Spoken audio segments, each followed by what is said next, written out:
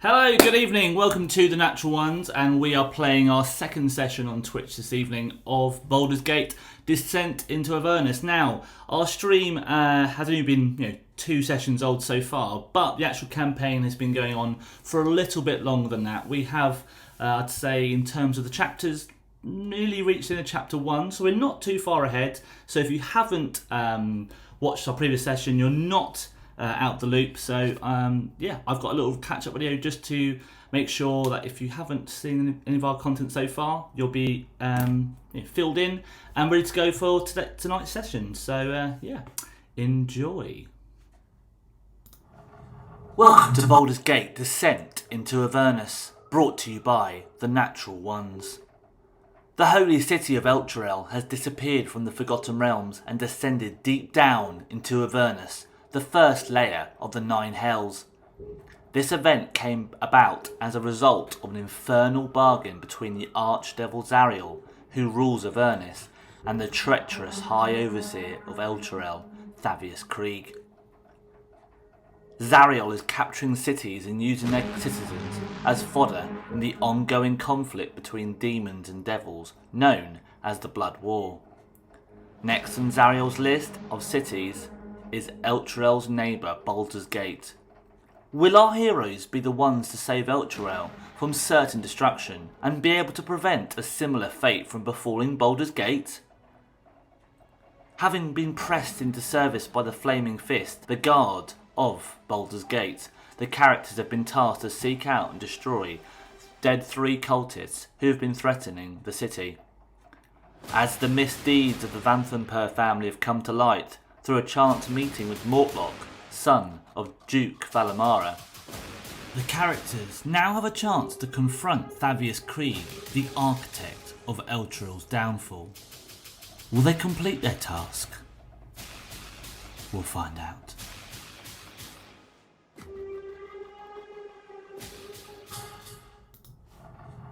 And welcome back. So, hopefully, that was quite quick, but hopefully you've caught a bit of the key events there to have filled yourselves in on where we are in the campaign. We are currently underneath the Vanthampur Manor, under Duke Lady Thalamara's manor, and we've been there for a couple of sessions so far. We've just reached the underground dungeon / lair, and we have a Hell Rider from Elturel with us, who is going to hopefully help us find Thavius Kreeg, the sinister leader, or I guess a chief of the now disappeared city of Elturel. So before I get too far into our recap, just to fill you in and get you up to date as much as possible, I think it's probably best that we get to know a bit more about our characters that we're playing tonight and our party. And the Natural Ones are not just consisted of me. By the way, I don't know if I've said, I am Mike, by the way. I am your DM for the evening, and going forward. We are joined by 4 fantastic role players, fantastic lovers of D&D. And I'll introduce them one by one and they can say hello. And okay, so let's meet our players we have got with us tonight. Oh, who wants to go first? Don't all shout up at once. Go on then. Let's listen to Lyra. Lyra, you are our dwarven cleric. You are our healer. Do you want to say hello and give the people at home a little bit of an idea as to what your character is like and what sort of role you play within the party? Sure. Hello, my name's Lyra Broodfist. I am a dwarven cleric. Thank you for volunteering me, DM. I don't mind going first. Not agreeing on stream, but that's absolutely fine.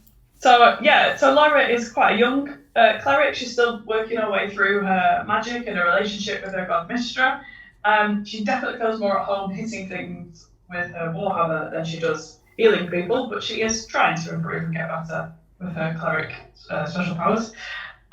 She does view herself as a good person.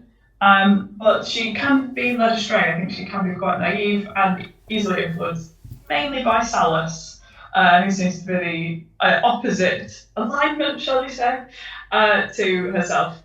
And she can sort of get a little bit impatient at times, and she's certainly competitive. There's been a couple of times in previous sessions where she's she's really had an axe to grind, or one of them to grind with other NPCs and other characters. So she's doing her best. I think you've been rocking a flail recently as well, haven't you? A very ominous looking flail.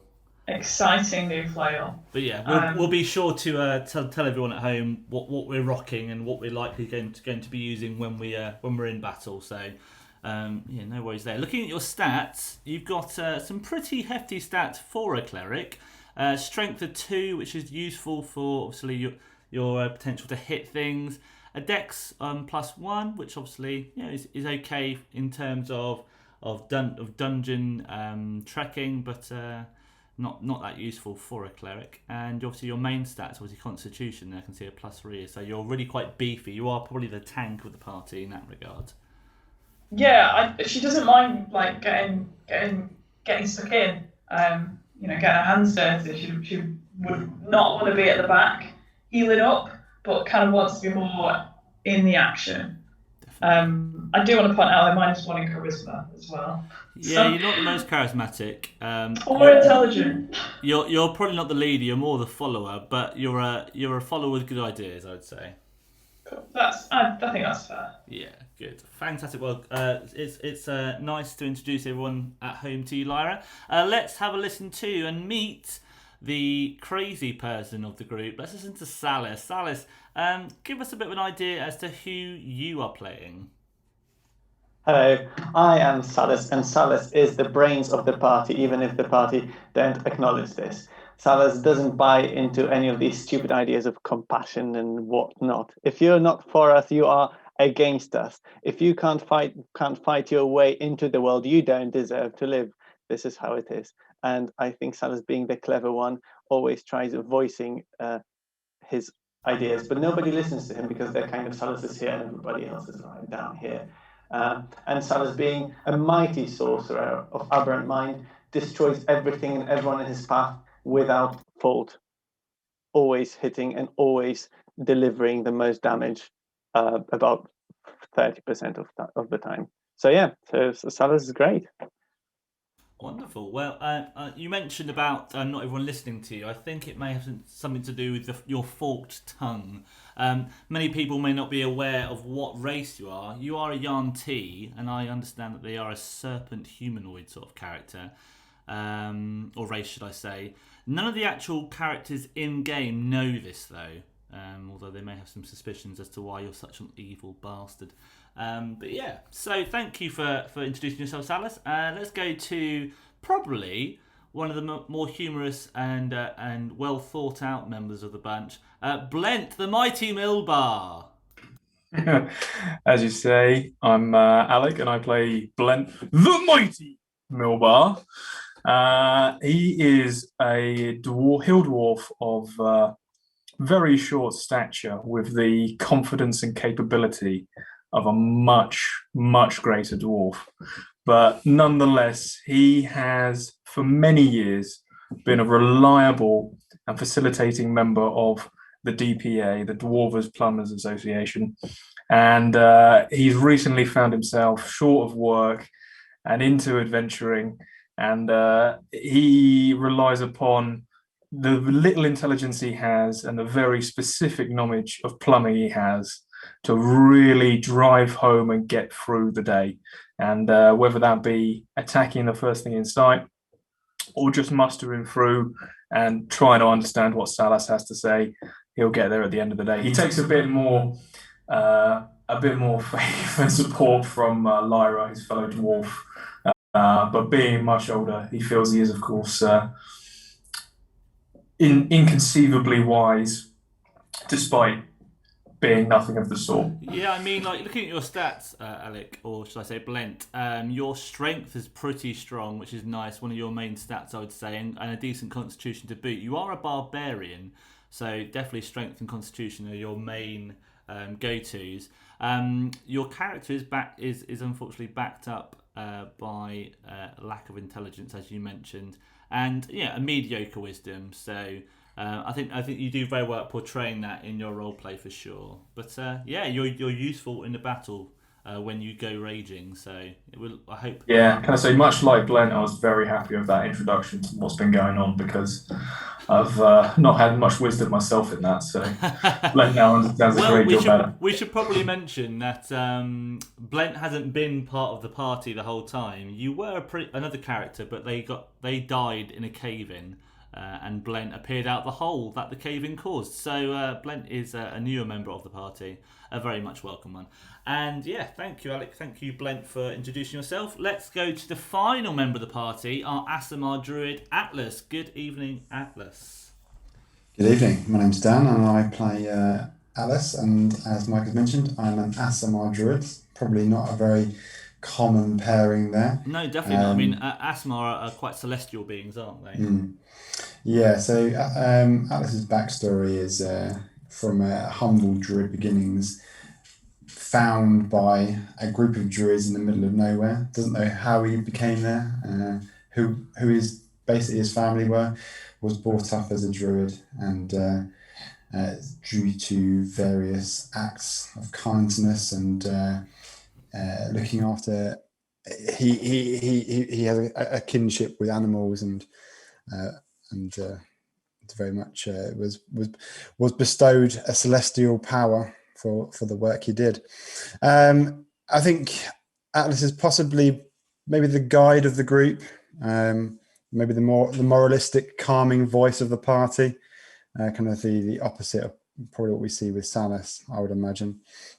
I think he has come to kind of tongue-in-cheek blows with Salus on a number of occasions, dragging him out of situations where he has tried to antagonize whomever he can. But I think there is some kind of bond there between them. I think there definitely is a bit of a bromance there for sure. Yeah, I think there probably is. Not that Alice would ever admit to that. And yeah, very recently, Alice has been joined by his now good friend, who is a peregrine falcon named Flyer LaBeouf. Yes, you have got a pet you've recently bought from a bestiary, and you've got a peregrine falcon, and I think Salus has also got a pet called Mr. Sizzles, who, as you can probably guess by the name, is probably a snake, who occasionally, shyly, pokes his head out of his cloak. But anyway, so those are our characters tonight. Just before we carry on with our evening session, Atlas, you have got 4 strength. 4 strength for a druid is very interesting. I mean, he is wearing some gauntlets, I believe, that increase his strength. That's true. That is true. So that's going to be where it came Gauntlets from. of Ogre Power or something. The gauntlets of Ogre Power, yeah. Because no one else really wanted them, so he thought, stick them on. Yeah, I mean, you could probably dish them out to someone who would use them better. But anyway, that can be an issue for another time. I've just obviously got a message. I just want to double check that we're sounding okay at home. If anyone is watching, just let us know. I think it's going okay. My levels are all good. But I could be wrong. But yeah, right. So let's crack on with this evening session. Hello again. You can probably see on our page we have got a new follower. Thank you, Van Rude. Very nice that you're joining us. Our map is up and our dice roller is in the bottom. So if you want to see any of our dodgy rolls, we are notorious at rolling very, very low. Hence the name, the natural ones. Yeah.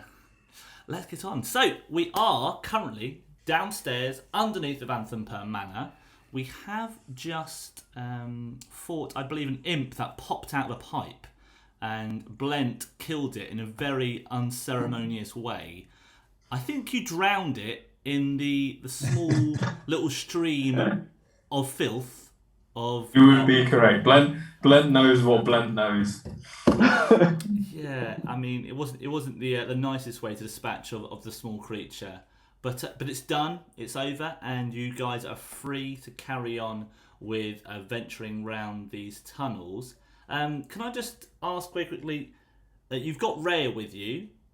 What are your characters' feelings towards Rhea? So Rhea is actually an NPC we have with us, and she is a Hell Rider. What's everyone's feelings behind Raya? Blend hasn't really noticed her, to be honest, and he's impartial either way. Isn't she a bit of an annoying bitch, really? She's quite keen to kill this Thavius person. Doesn't want to kill a little maid that just basically grasps us. It's unbelievable. Well, speak your mind, Salus. Please speak your mind. Atlas sees her as a valued member of the party, although is a bit reserved. Hasn't really had a chance to get to know her. Atlas prefers to kind of strike up a bond with people. Okay, well, she is here to help you find Thavius. She has in her mind that Thavius is likely to be the cause of Elturel's disappearance, but she's not 100% certain. So she has asked for help, and she wants to go in the direction to find him as her main objective.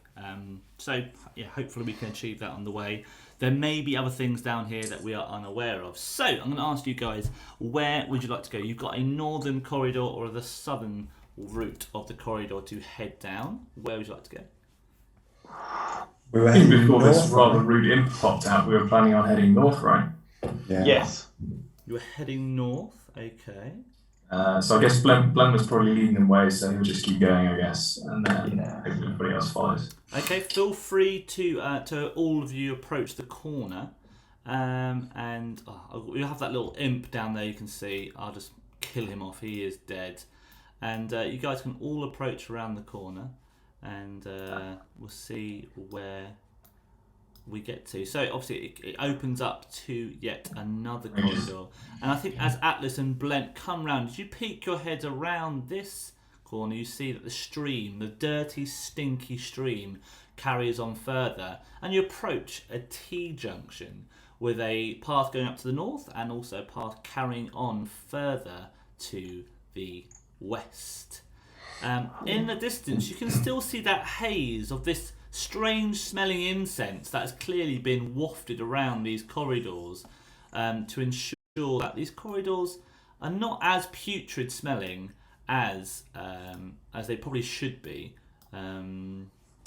It's not a very nice smelling corridor because of the feces and the just the pure sewage running past your feet. But this incense is doing a good job of covering that up. Okay, so where would you guys like to go? Are you happy to go? Well, I think Blend turns to the party and probably says something like, all I knows about sewers is whenever you're looking for a problem, you've got to follow the flow of the water. Rhea just harks on and says, I think for once the dwarf might be right. Yeah, I follow the plumber. Yeah, he's the expert. That's follow Blend. Go on, Blend. Okay. Right, so as Blent walks forward, Blent, can I ask you just to make a perception check, please?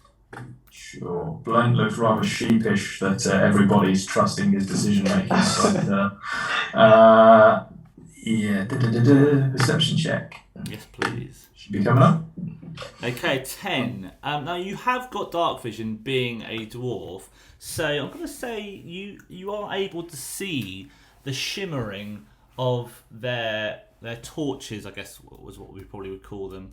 They are holding something as they're walking around these corridors. You see in the distance 2 black cloaked men wearing gold plated masks, pointed, you'd almost say flame like, and they are walking, their backs are towards you, but they are not moving. They are standing with their these torches appear to be fumigating some sort of gas into the air.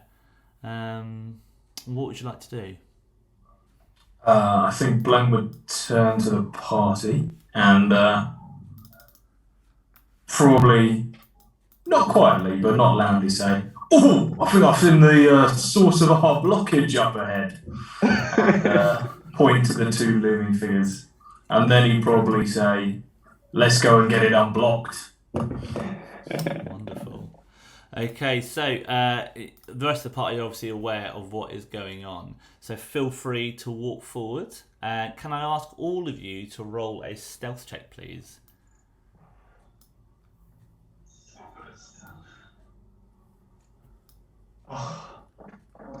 So I see a 19 from Blent. Oh, Very well done, he's more than considering you're nimble. a naughty little dwarf. 5. 11 from Salus, a 7 from Atlas, not great, a 5 from Lyra. So because these corridors are quite narrow, they're only about 10 feet wide, and you're all quite eager to bloody your weapons today. You're kind of hustling and bustling down this corridor without much regard for the small stream that is in the middle. And unfortunately, Lyra and Atlas have bumped or tripped over some of the crags that the water is hiding, and you fall over. Can I ask both of you to make a dexterity saving throw, just to see if you manage to not fall in the sewage, please? Goodness God. So a 17 for Atlas and a 13. So yeah, luckily you both managed to save yourself. Lyra, with your short arms, is completely outstretched. You are literally an inch or two from being with your face in the water. And Ray literally just walks up behind you, grabs one hand on the scruff of your arm and just launches you up into the air. And she just whispers in your ear, "You realise that shit down there, don't you?" I wasn't trying to smell it. Well, I wouldn't smell, eat it, or touch it. It's probably going to give you some sort of disease, my dear. Alright, don't touch my Luckily, Lyra and Atlas, the two men that are talking off in the distance have not heard you. That's incredible. Yeah, because there is there's quite a dampening in these walls, what with the moisture. And yeah, having caught yourself from falling into this stream, there was no splashes for them to hear. So for now, they are still looking the other way. What would you guys like to do? What's your plan of attack? Or do you wish to just avoid them, evade them, not? No, Blent's can hear these guys tripping and falling around behind him. He's adept. He knows the sewer like the back of his hand. He's going to try and dash towards them and take them unawares. Yes. Go on, Blend. Okay. Okay. Would you like to rage first, or are you going to go straight in there and? Yeah, let's rage him up. Okay. And then, So yeah, on your approach, you can engage yourself into a rage state, which you can use if we enter initiative in a battle. Having seen this Lyra and Alex, you're the closest people to Blend. What's your reaction to see your little plumber friend sprint off to the nearest enemies? I mean, do we recognise him? Do we know what? Do they have any kind of markings on that we would have recognised before? You could do a religion check. Yeah.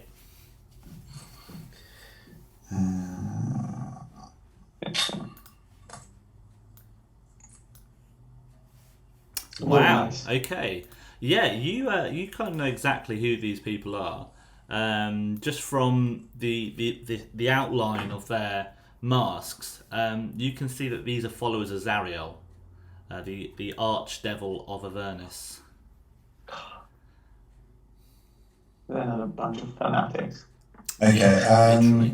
Is there any chance that at the time of realising that I can come just stop Blent, or is he gone? He pretty much is gone. He's quite, dwarfs aren't great long distance runners, but they're very dangerous over short distances. We dwarves are dangerous over short distances. Sorry, Lothering Square. I watched it the other day. Well, I think Atlas is mindful of his friends, so he'll start following him, but not quite as eagerly. Okay. Sorry, I just realised I didn't have any music on, so I've just shoved some music on for us to set that atmosphere. I think Salus would come behind Lyra and just start pushing her, being, come on, just go! You'll whip round and you Salus. Just Nice go. Hang on, I don't know what's going on yet. Just got off from the floor. I've not seen them. We can just smash everything without us. Just make a move. You just hear the unsheathing of the hilt of Rhea next to you, and Rhea just says, "Quickly, dears, else they'll tell the whole guard down here we're here. So we better get on with it." And she starts to move forward as well. Okay, so Blent, as you're getting quite close, I'm going to ask you please just to make another stealth check, just to see if they are still unawares of your loud clomping. 18. Yeah, okay, right. Blent, I am going to give you a surprise attack. Nice. Okay, I think as Blent is running towards them, he's going to take out his Warhammer, and he is running towards the back of them, right?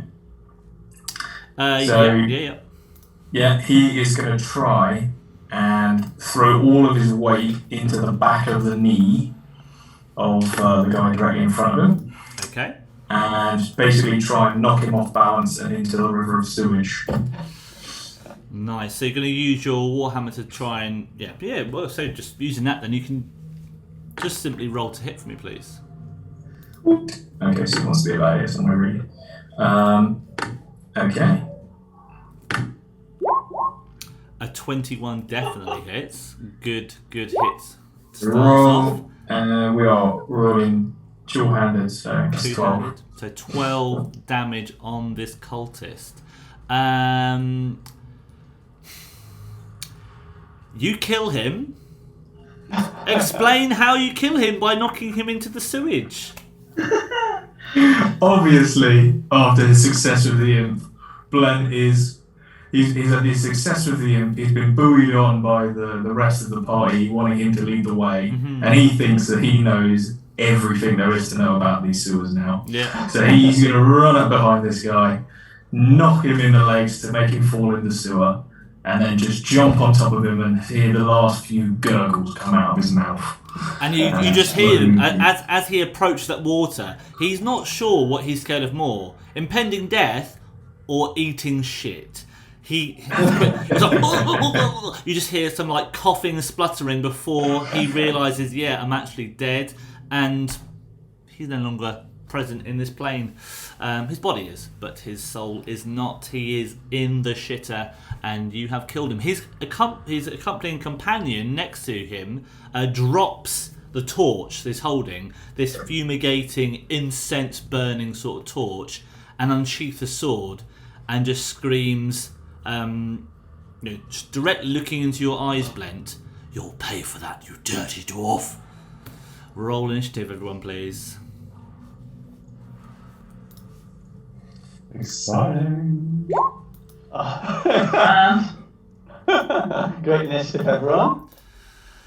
Yeah, not the best, Lyra. You could have done slightly better than that. I'm just There being it is, proud. our first natural one of the day. It is our first natural one. Hey. Well done. I think Lyra. Round of applause for Lyra. You started off in the first fight. You've got it out of the way. It's okay. It's not a boss. It's literally one cultist. So you're doing okay.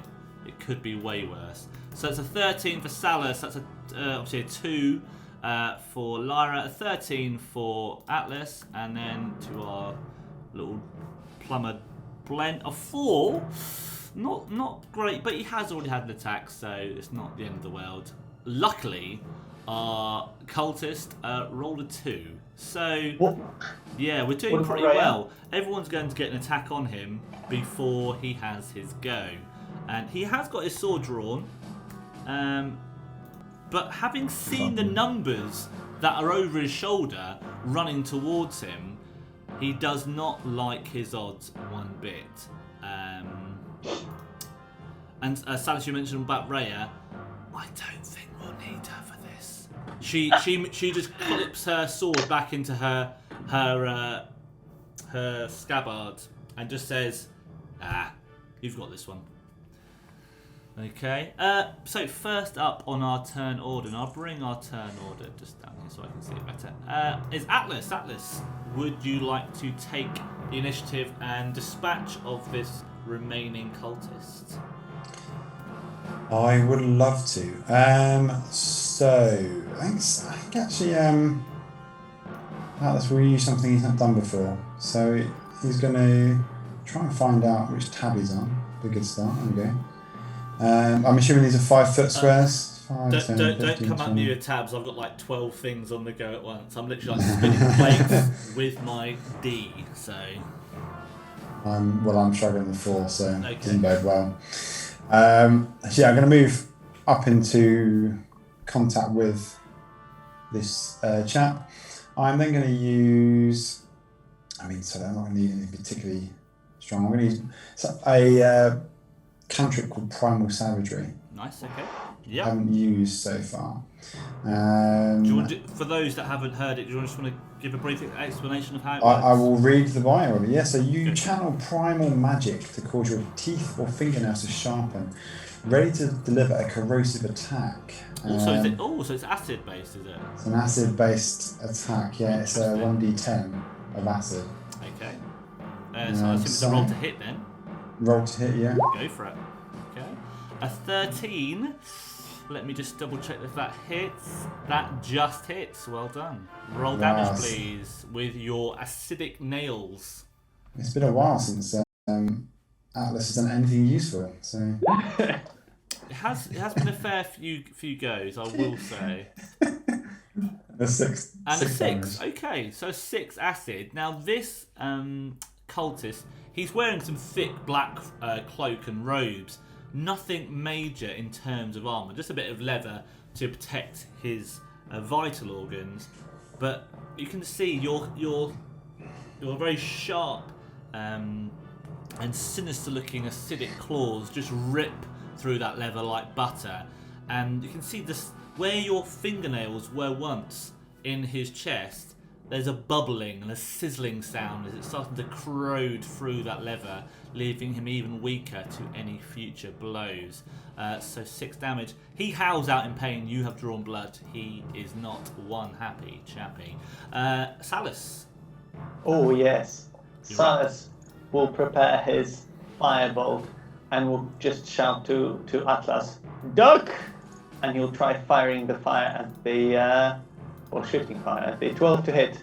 12 to hit is the magic number. Go for it, please. Yes. And so the firebolt leaves Salus's hand and hits the cultist for 7 damage. For 7 damage.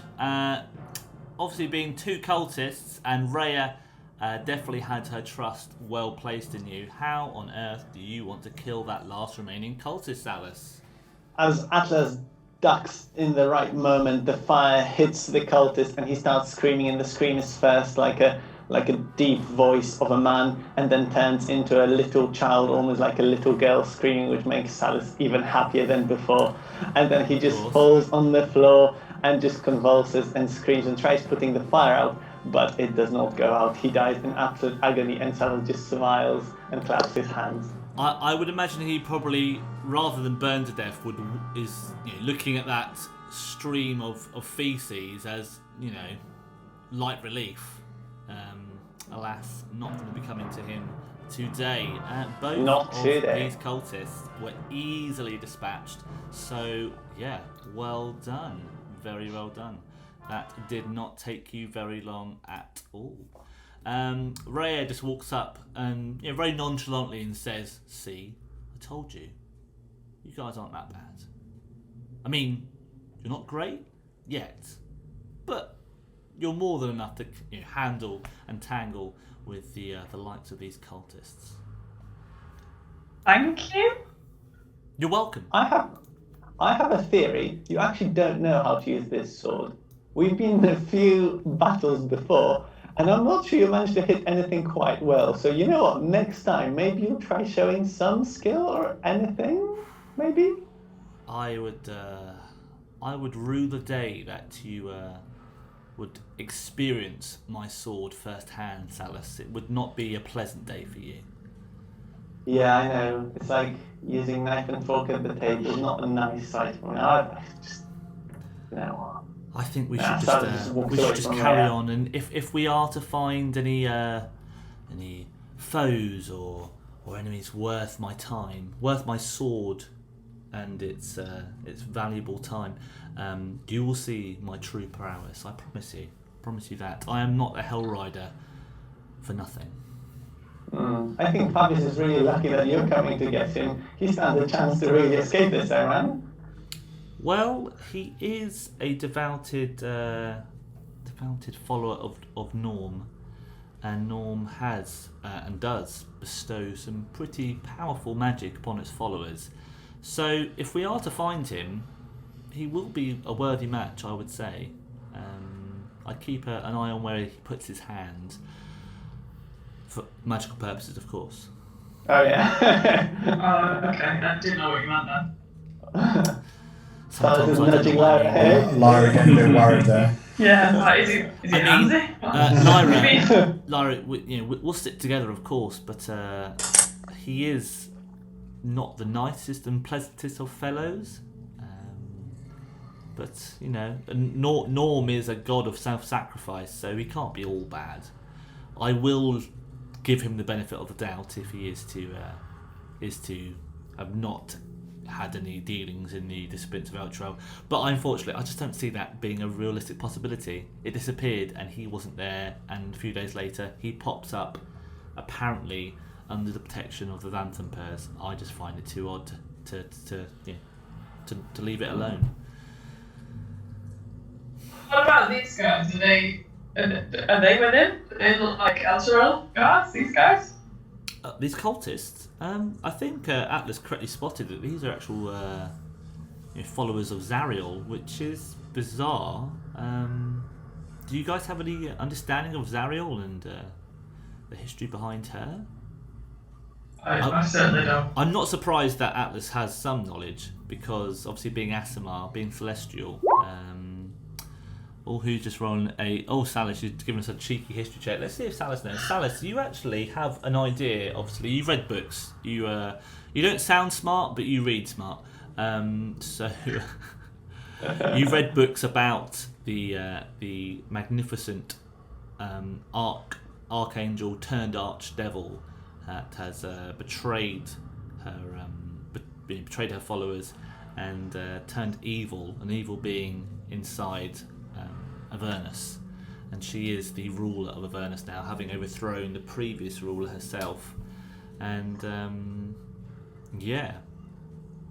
I also read some other books about her with pictures, and she's also not bad looking either. I mean, I should show you some of them later. She was well regarded when she was an angel as an incredibly beautiful being. Now she looks very gothic. That's what you're into. That's Gothic's not a bad time. No. I mean, it's all about beauty's in the eye of the beholder, and you're still you don't really want to face one of those anytime soon because you will die. So the beholder will kill you. While all this is going on, Blent is heaving this follower out of the sewage and trying to prop him up on the side. And as he does so, he's just having a quick search of his pockets to see if there's any coinage. Yeah, roll investigation, please. Investigation. 6. So you can't really find anything useful on him, but you do notice that this mask he's wearing has an easy, detachable clasp, which you'd be able to just unclip and put onto your own head if you wish.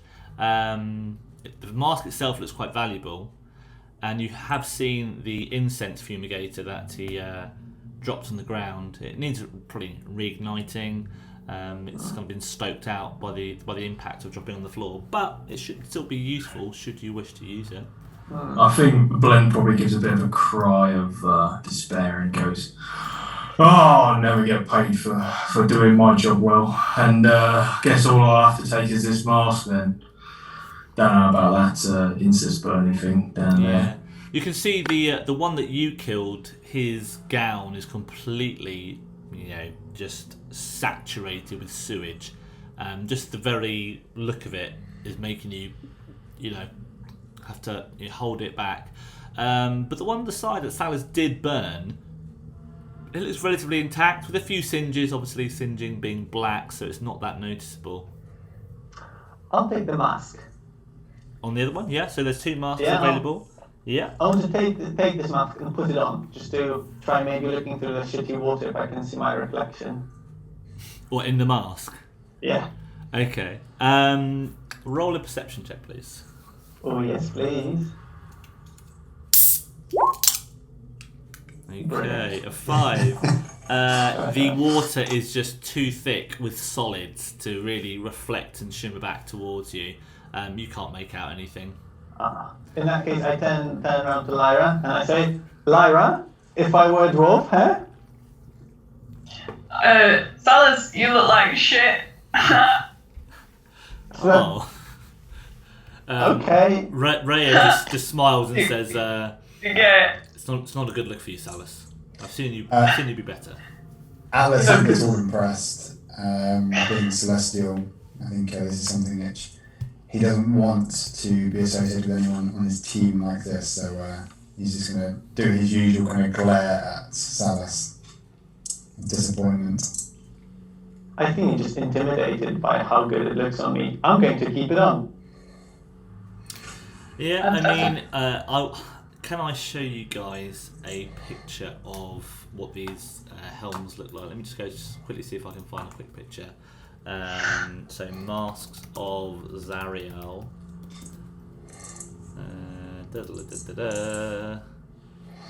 Oh dear.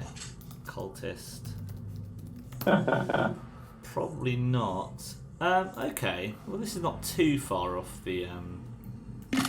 Let me just... 1 second. Uh-oh.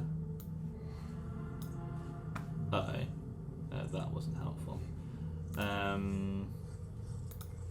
Save image.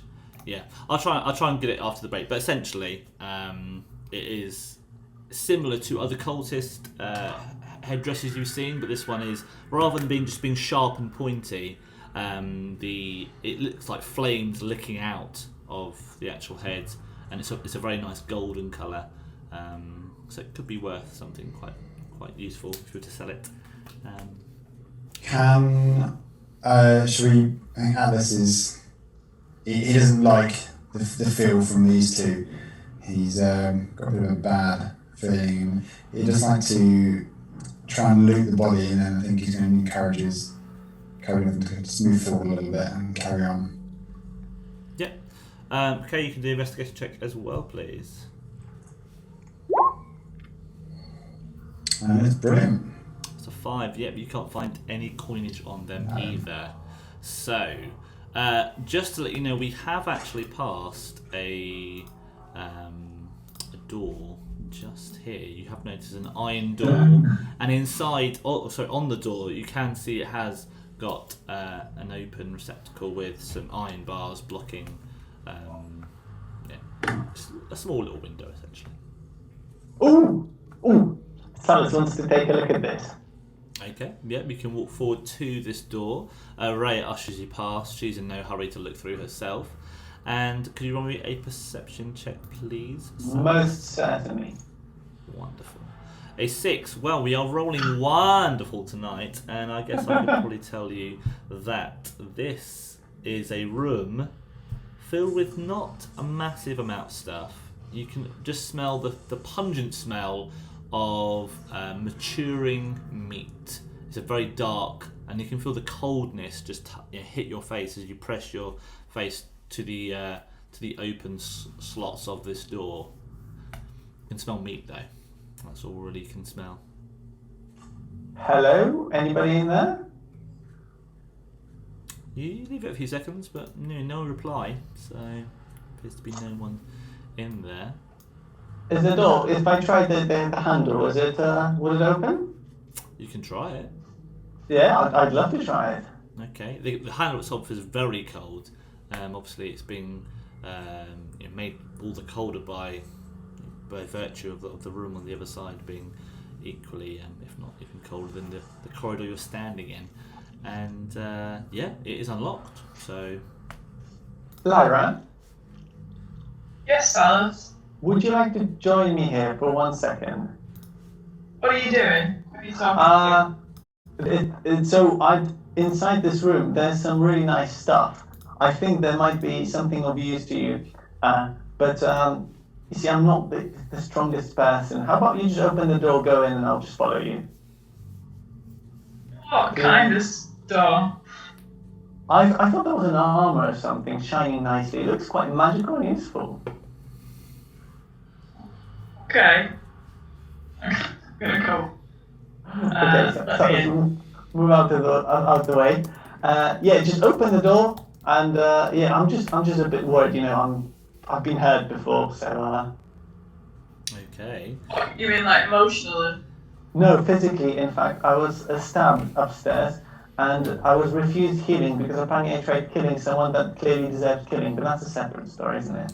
So are you going to go in, Salus, or are you going to... Lyra's going in first. Obviously. Okay, right, so Lyra, as you walk in, you are just hit with this wave of pungent-smelling, maturing meat. Can you roll me a perception check, please?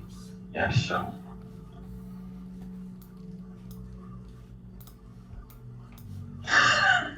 Stellar rolls. I mean, with dark vision, Look at me. this room is not lit, but even the most, it's really obvious what's in here. It's a lot of meat hanging on hooks. This clearly must be a storage refrigerator of such, or just a cold room. And you can see lots of different types of animals hanging on meat. Some venison, some boar. Yeah, they all look like they've been treated and flayed and prepared and ready for maturing. And you do see 2 large hooks emanating from the ceiling that are bare and just haven't got any animals on them as of yet. So, And the animals are just littered around the room, hanging from the ceiling. but I see nothing shining. Nothing that looks like magical lava. I guess the twinkle of the 2 remaining hooks that are a bit not being used are probably maybe what your friend Salus saw glistening.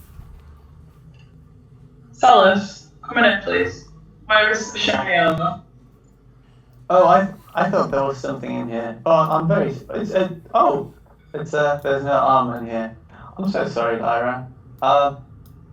Yeah. Oh well. I'll just leave the room now. Maybe there's nothing too interesting in here then.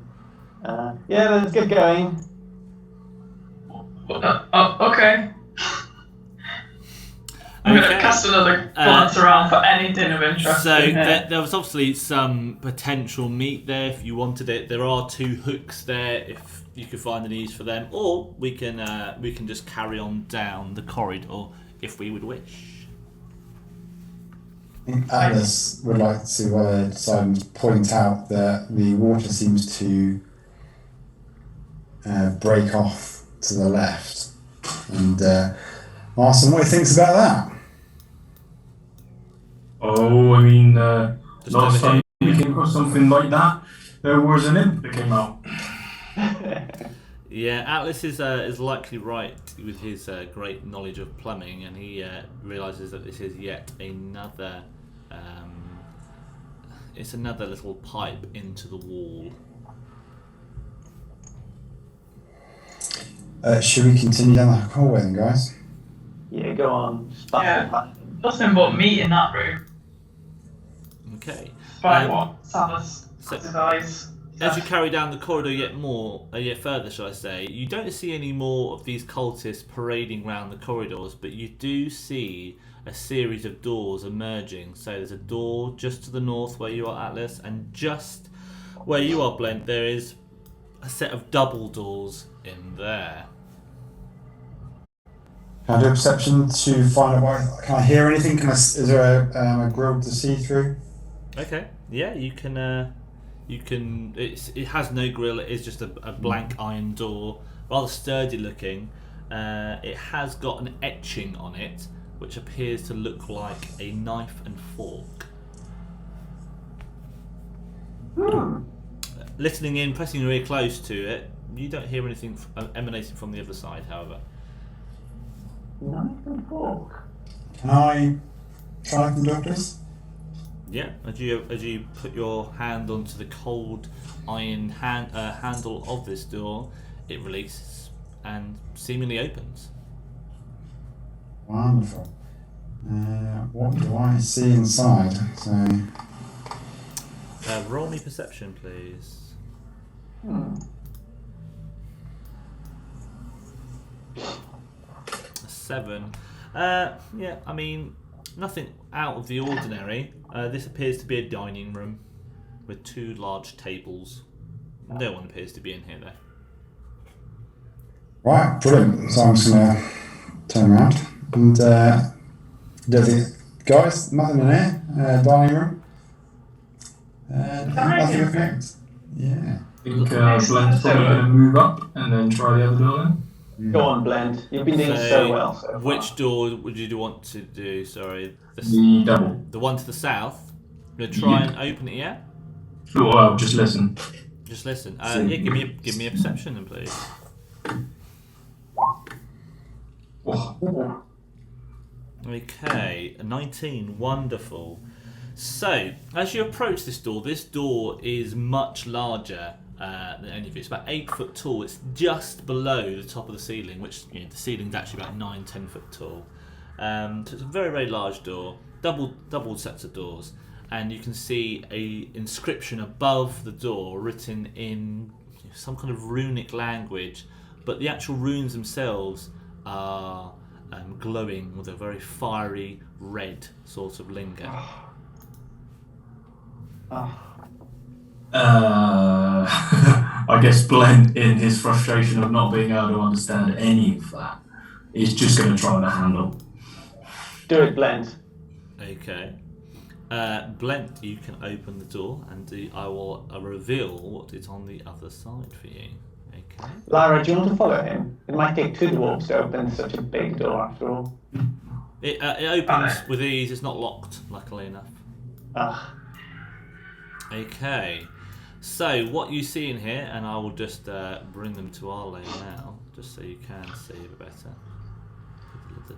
Wait, and I adjust these. Let me just get them up. So you're on that one. Taken. Okay, so can you guys see what's in there? Can you see what's in there? Yeah, Blend can. Okay, Blake can. And yeah, you open these doors. These doors are heavy. They open with a very loud creak, and everyone pretty much inside this turns around en masse towards you. And as you've opened these doors, you've heard this chanting that was coming from multiple people inside this room, a language you have no idea, but the chanting stops as they look around towards you, Blent. Blend's going to step in. Yep. And he's just going to cautiously step in. And he said, "Oh, sorry there, fellas. My name's Blent. I'm from the Dwarven Plumbers Association. I've been sent down here to sort out a blockage. Perchance you know where it is at all?" Can you roll me a deception, please? And I'll give you advantage with this.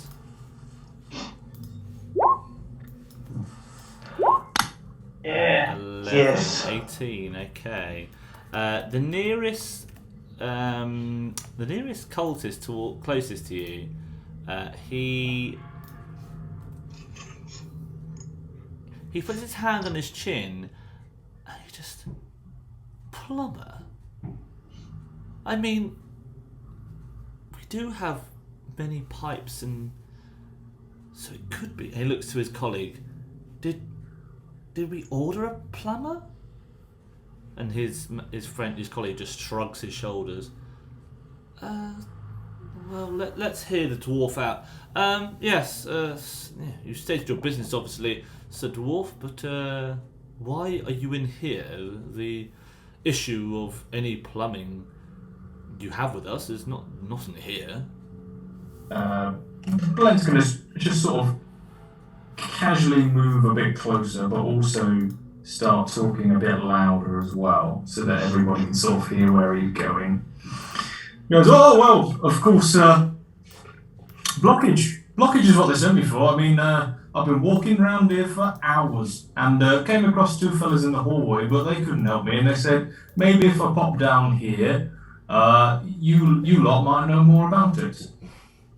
And who sent you here? Do you remember this person's name? Oh, I don't remember his name, but he was wearing a golden mask with flames on. Do you mean like the ones we're wearing? Yeah, that's the fellow. You know him. That doesn't really narrow it down, I'm afraid. Do you have your work order with you by hand?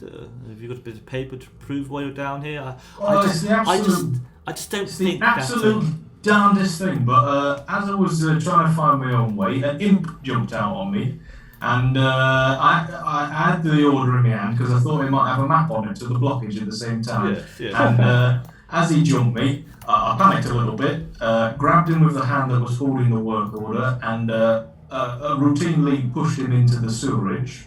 And unfortunately, that destroyed my work order. Oh. I'm even more confused than I was when I started. To be honest, I couldn't tell you how to get back to the beginning. I'm so confused, sir. Are you here to do some work, or are you here to bullshit us about? I'm here to unblock the blockage. And you just hear a very loud, booming cackle from down the end of the corridor. So if you want to take a couple of steps closer, Blake, just to see who this cackle may be coming from, you see a very large spined fiend sitting on the steps of this, what looks to be an altar of some sort. Just from initial gazing around this room, Blake, as you've entered, you've seen there are 2 rows of large candlestick lights in this chamber. Each of these are bearing 9 very, very large flickering candles. A 7-foot-tall statue of an angel with white glowing eyes can be seen holding a longsword, standing atop a large precipice to the south, just by this altar. A 6-foot-tall fiend with his spines bristling just stands in front of this statue, and there obviously are 4 men you can see in front of you, each with these golden devil masks. Around the room you can see 9 tapestries, and these each depict one different layer of hell, as you can see their names imprinted above them. And this cackle starts to diminish, and you just see this fiend walk forward to you, step by step. They send a dwarf down here, do they? Well, I don't think Vanthampur needs the likes of you to help us. We sort our own businesses out. This is absolutely outrageous, I tell you. I've been sent here as a fiduciary member of the Dwarven Plumbers Association to undertake these tasks. Enough, dwarf! I have had enough of your dirty you tongue. are not qualified to conduct the work that I can do. You enter this temple and you carry on waffling. I will cut it from your throat at once. Seize him! And this fiend just unsheaths its weapon, and all the men inside all unsheath theirs as well. And I would like everyone, even those outside in the corridor, this is a very audible conversation that the fiend has littered around this room with his voice. You all know what's going on, so roll initiative. Okay, so we got 2 nat 20s. Very, Come very on. nice. So 21 for well done, Salus and Atlas, 21s. And we've also got a very high roll for Lyra, a nice 15, and then a 10 for our cheeky dwarven plumber. So you can see in front of you then, you've got this large spine devil He is quite demonic looking, kind of like dragonish looking, but more. It's like someone's mixed a snake with a porcupine. It's really odd looking. Purple skin, bristling teeth, sharp white eyes, and he's accompanied by 3 of the Golden Mask cultists, all similar dress of what you've seen previously in the corridor. But one of these is wearing a maroon cloak, and his headdress is slightly smaller, more of a masquerade sort of size, a mask. He looks a bit heftier and beefier than the others, a little more grizzled in the face as well. And they are all, even with the mask on, you can see the look of fury in their eye. In their eye. And they will all roll initiative pretty well as well. But I'm going to say, because of their wonderful rolls, Atlas and Salus are top of the order. Atlas, I'm going to ask you, could you please have a go at sorting this mess out?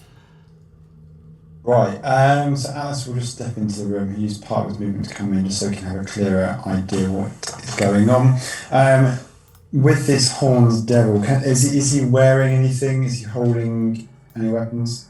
Is it a sword by the sounds of it? You can do a perception check, please. You are quite far away, but you can do a perception check. Oh, yes.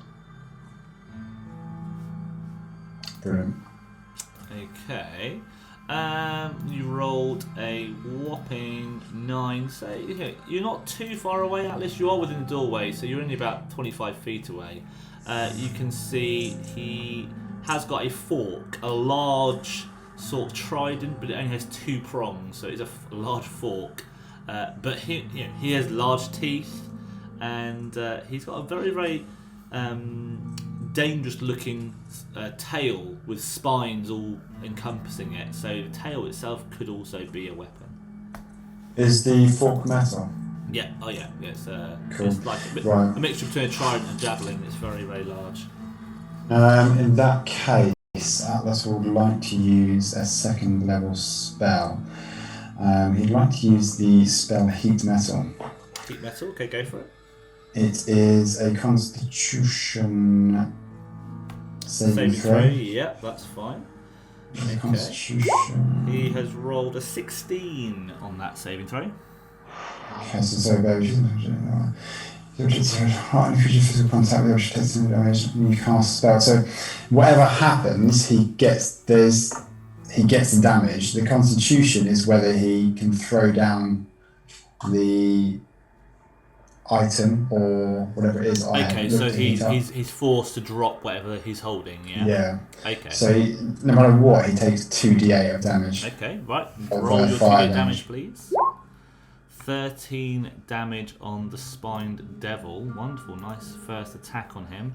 Let me just double check his resistances.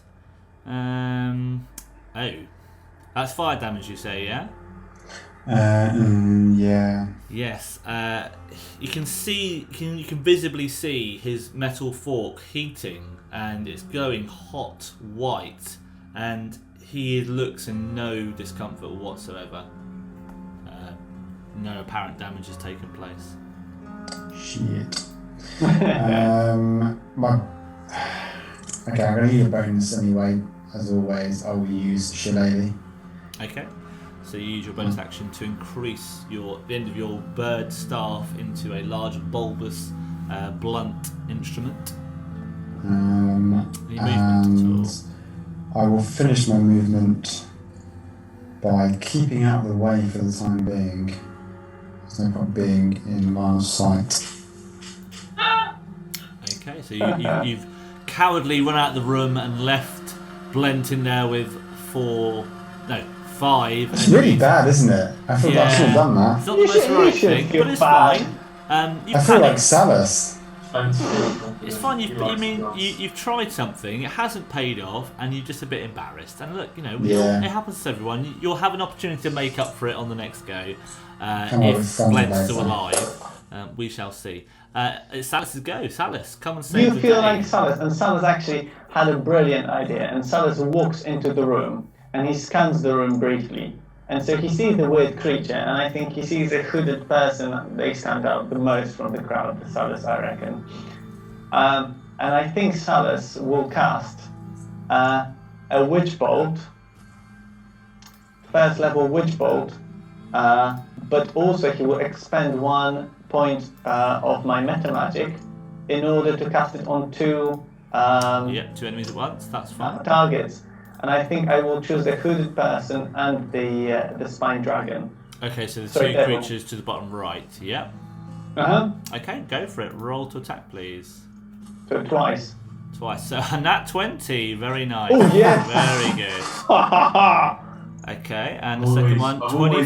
Blimey. Wow. Okay, let me just double check they both hit. Yeah. So they both hit quite convincingly. Who would you like to do the critical on? I'll let you choose. I'll do the critical on the. I'll do it on the hooded person. So this one here, yep. Yep. Okay, yep. So yeah, okay. So you can do your double the dice on his roll. So do you want to roll for the spine devil first? Okay, spine devil here. Oh, great. 1 lightning. Okay, let me just double check that he's not resistant to that, because then if he is, then he may not receive any damage. No, he's not resistant to it, so he's okay. Brilliant. He's okay. So he will receive 1 damage from that witch bolt. Wonderful. And go for your double roll. So 6. So this is. Okay, so what? How did it roll it? So just roll 2d12 and add together. Okay, well let's say it's 1/6, and then roll. Sorry, so I'll just type in roll 1d12. Well, it's so what, 6 and 6. Yeah, Or 6 and 6. That's fine. So you can roll. You can get 12 damage from that. Yeah. On Yeah, the maroon cloaked man. Yes. Yeah. Okay. Yes. That witch bolt you fired at the spine devil barely even touches him. It literally just like glimmers off his rather spiny scaled body. He doesn't look very impressed by it at all. In fact, you see a nice little wry smile come out and some teeth start to show. And you just hear him say, "My lord Zariel, she would not be very impressed with that kind of magic in her temple. We'll have to show you how it's really done." Yeah, I'm looking forward to seeing that. And I'm not a coward, and I'll stay there. And I'm maintaining the spell on these 2 people for the next round. Okay, that's fine. So your witch bolt is emanated. You're using 1 for each hand. Yeah. And that link of lightning energy is just staying in place. Okay. Next up in the order is the Maroon Cult Fanatic. He is just going to use his movement, and he's going to try and just slice you down, I'm afraid, Salus. He wants to get rid of that quite painful electrocution you're giving him. He's being currently fried as we speak by your Witch Bolt, and he wants to stop that, because I assume Witch Bolt to concentration, isn't it? Yeah. So if you take damage, you'll have to do, I believe, Yeah. a saving throw. Is it Wisdom, I believe? I think so. You have to. I think it's the saving throw of whatever ability you use to cast the spell, essentially. I think so. Yeah. But you can double check that. Right. So he is actually going to use. He's got a dagger. Not the most impressive creature. Weapon, should I say? But he's just going to use his multi-attack to try and slice you up twice, like a kipper. Okay. So 2 rolls of his dagger.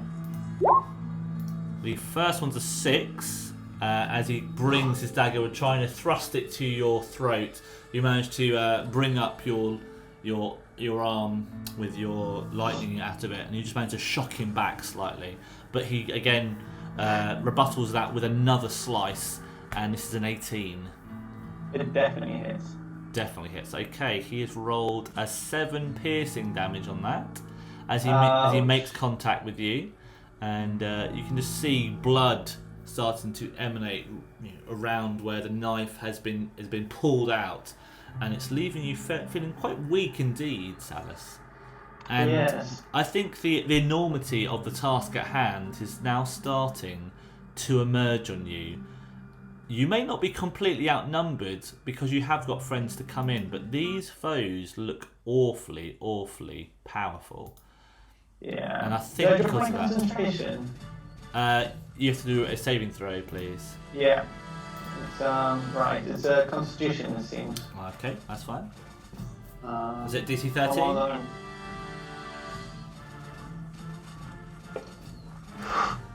So what's the DC on it? Oh, sorry. I'm not entirely certain, to be honest. I'm still trying to look it up. I would assume it should be your spell casting. ability. Normally my DCs are 13 on it. Yeah, so 14 should be fine then. Okay. Okay. Right. If you read more and figure it out something different, I'll let it go for this once. But yeah, just double check going forward. Yeah, good one. Sorry, Mike. That's fine. It's okay. No problem at all. So you managed to do obviously some damage to him. He's done some damage to you, but you still have that witch bolt going on. So it could do some more damage next time. Up on the order next is this cultist right in front of Blent. He is going to use his scimitar, which is now unsheathed, and he's just going to try and slice Blent right down his face. Let's see if he can hit. That's an 8 to hit. No hit. No hit, okay. He's not going to move, he's just going to stay ready to hit you again. This cult fanatic is going to move over and try and hit you as well, Blent. Okie dokie, and he's going to do another scimitar attack. And a 13 to hit. No hit. Okay, and then the final cultist is going to gang up on you and try and hit you as well with, guess what, his scimitar. And that is a natural 1. In his haste to be useful, he has tried to try and flank you, and he's gone for a nice swishing motion of his scimitar. He has unfortunately caught the cultist to his right, and I'm going to roll damage on that. It will be 4 damage to his friend. Okay, so that's cultist A receives 4 damage. Okay. And his friend just looks so confused as to what's happened. He's grasping his side, clutching it, and realising it's blood on his hand. How the hell did that get there? He looks at his friend. Don't hit me! Hit the dwarf! Glenn just gives a wry smile and says, "You lot are about as effective as a chocolate teapot." Very good. Okay, that's all the cultists having gone. I believe after the cultists it is our remaining dwarf, Lyra. You're up to the party. What would you like to do? Okay. She just wants to know what's going on. So I will move. That's it. 25. Quite into far the away. doorway. Quite far away, I'd say. Yeah, that's fine. Just come out the other roof. Oh, there's a lot of people in here. So first reaction is to use Toll the Dead. I cantrip on the hooded fellow. First person. What cantrip, sorry? Toll the Dead. Toll the Dead, yeah, okay. What's the Constitution saving throw on that? It's a wisdom save. Wisdom, okay. Which one, sorry? The hooded guy, the nearest One to the right, yeah, okay, that's fine. A wisdom saving throw on him will result in a whopping 9. Oh, that's a fail. Okay, roll damage, please. Full damage. If they've already taken damage, Yep, they have. Yep, it's, he has. it's 1d12 taken some more. necrotic. Necrotic, and he can't heal that back, so that's good. Okay, 5. 5. It's okay. It's admirable. It's Okay. enough to make him take notice of you for sure. He's now looking slightly weakened in the face, but he still has a bit of vigour and power still left in those quite bristling forearms that are emerging out of his cloak. He grits his teeth and bears with the pain. After you, Lyra, it will be the spined devil who steps forward into the fray. And what is our spined devil going to do? He sees his men getting beaten and buggering about with their swords. And what is he going to do?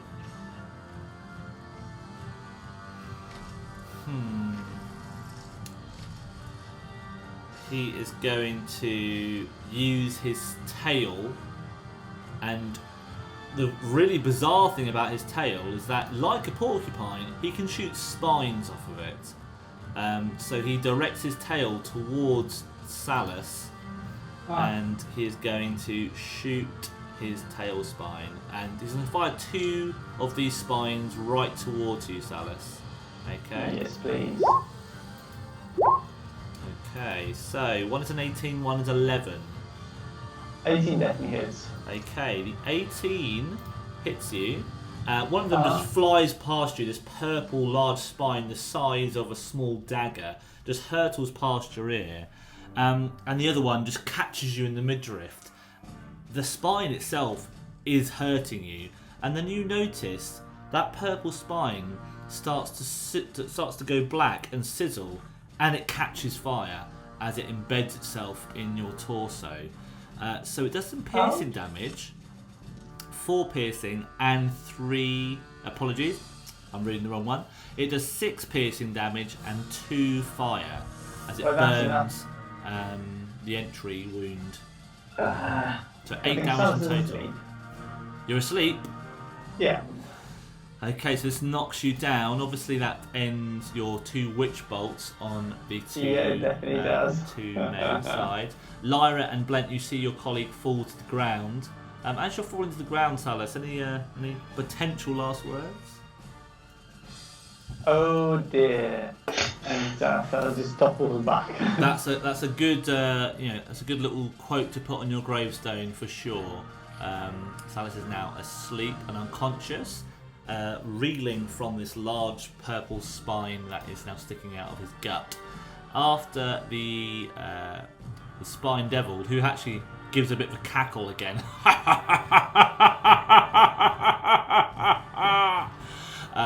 after felling you, it will be the next on the order, which is Rhea.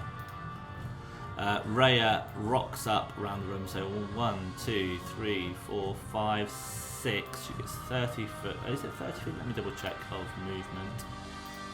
She gets. What's her speed? It is 30 feet. And assessing the situation, she sees you on the ground, Salus. Ouch. And she just huffs to herself. Well, if I don't get him up, he won't see my sword at work, and if I do get him up, he will see it, but I might not be able to use it. Decisions. Ugh, what the hell? And she bends down, unfurls one of her potions, and starts draining it into your open mouth. That is, tongue flaying out of one side, a bit of foam emerging down your chin, and a few simple massages of the neck enables this potion to find its way down into your stomach. And it's a regular potion. It's nothing special. She wouldn't waste it on you. So I believe a regular potion is 2d4 plus 4. Let me double check. So potion of healing is 2d4 plus 2. Sorry, 2d4 plus 2. And with my lovely peripath of wound closure, I get to double any hit die. Oh no, that's not hit die. It doesn't matter. Okay. I'll just do it. Oh, sorry. Well, I was just say I'll roll it, but a 2d4 plus 2. There you go. You can have the 10, Salus, because it is Rhea rolling it for you. Okay. Thank you very much. You get 10 points of health restored to you. You cough a bit on this as you actually awake. You've woken up from this pain-induced slumber before all the potions made its way down, and you just see upside down Rhea just looking at you very blankly, and she says, "Oh, well, I would get up if I was you. I'm about to use my sword." Okay. And she stands up, draws her sword, and readies it to charge at one of the cultists on her next go.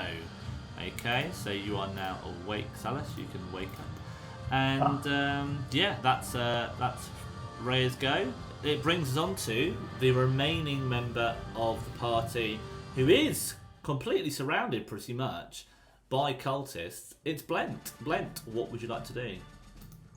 I think Blent is, after all that chat and disrespect to the Dwarven Plumbers Association, Blent is going to enter into an absolute rage. That's the first thing. And then he's just going to take his Warhammer and he is going to strike the cultist in the centre. Okay, right. So, this one... Oh, sorry, no, the middle one, yeah. Okay, yeah. Cultist A. Roll to hit, please. 8 does not hit, I'm afraid. Just narrowly misses as you just see the Warhammer collapse between his legs and make impact with the ground, causing it to reverberate. A bit of dust comes down from the ceiling. Your arms really hurt after that because the ground has no purchase, and 34 arms a little bit, but alas, you're fine. That's everything. Not going to move, so back to the top. Okay, right. That brings us on to top of the round then. Atlas, you are outside. You haven't seen your friend Salus go down, but he's already up again. So, to your knowledge, no one's hurt himself. Right. Atlas has got over himself, been a bit of a twat, and has decided to stroll back in a little bit sheepishly. And he's going to come across to the side around here, and he would like to use a second level spell. He would like to use the spell Moonbeam. Moonbeam, wow. Okay, right. What's the radiance? Not radiance. What's the word I'm looking for? So it's a 40-foot cylinder. Yeah. It is 5-foot radius though. Radius, that's the one. There we go. And I can do it in a range of up to 120 feet away. So I'm going to go after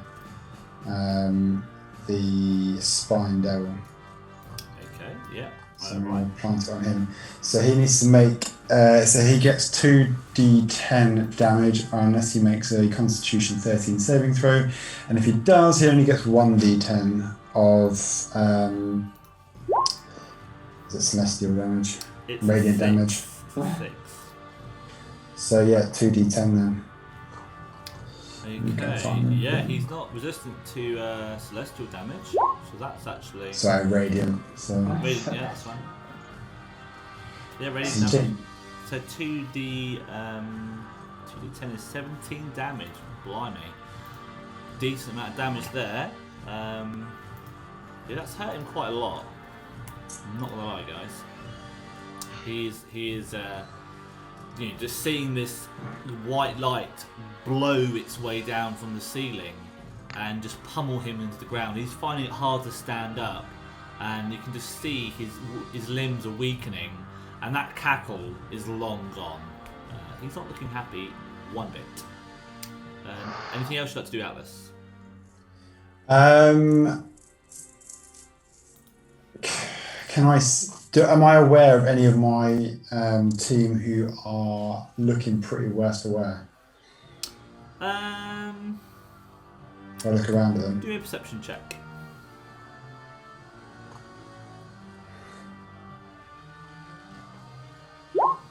Okay. Who? Just a show of hands. Who's looking pretty duffed up? So probably Salus. You can probably see Salus, who's just actually getting up to his feet, having been revived. So Salus. Okay, perfect. Okay. Can I use it as a bonus action? In fact, ignore me. What I wanted to do, I can't use a bonus action anyway. So that will be my go down. Okay, wonderful. That brings us on to Salus's go. You have arrived up from the floor, having been taken from the snatches of death by Rhea's potion. What would you like to do?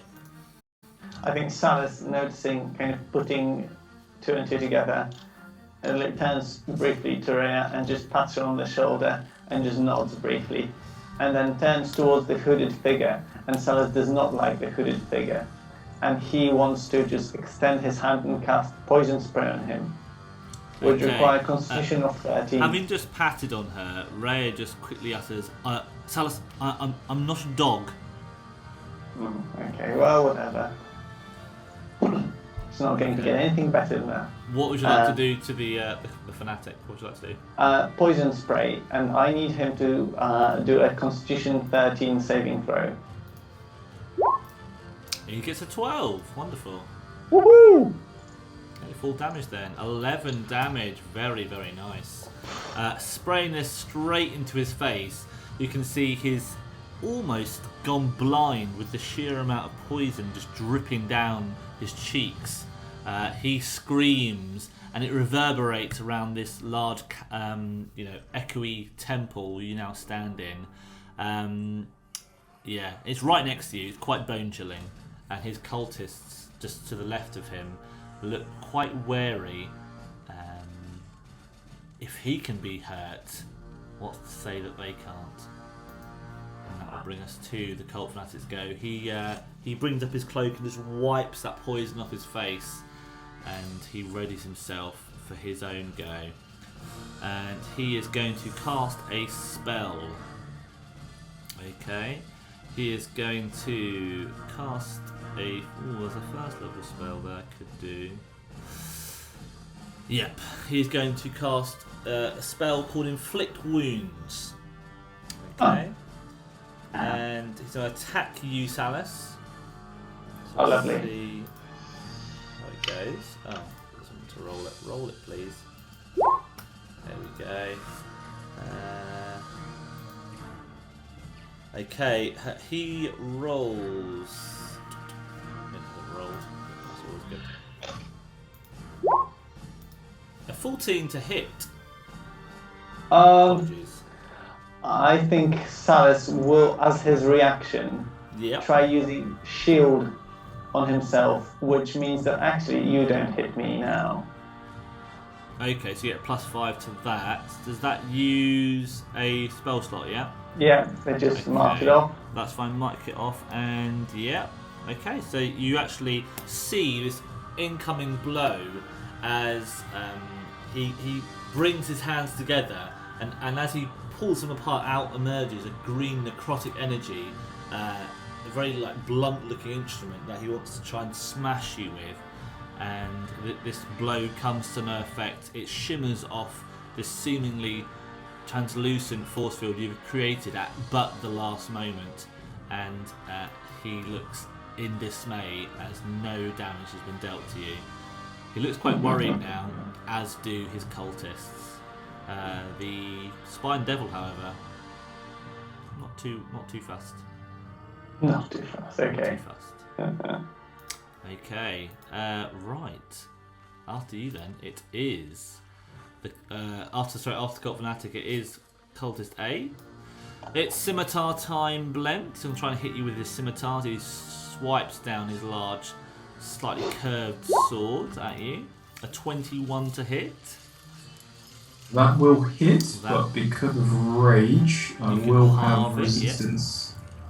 Yep, so he'll just do 3 points of his slashing damage then. Cultist B will take a slice with his scimitar.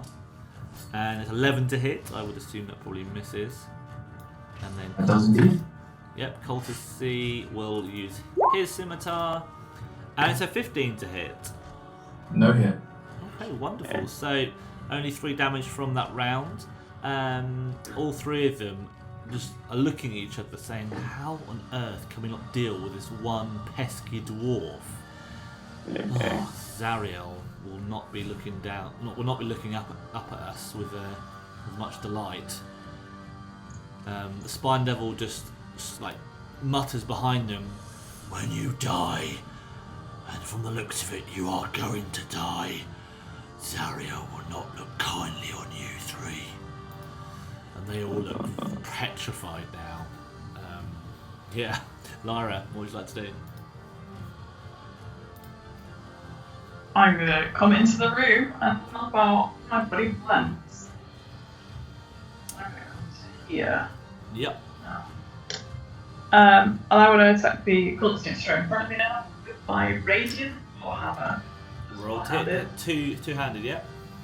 One-handed. One-handed shield, yeah. Okay, right, roll then. That's no problem at all.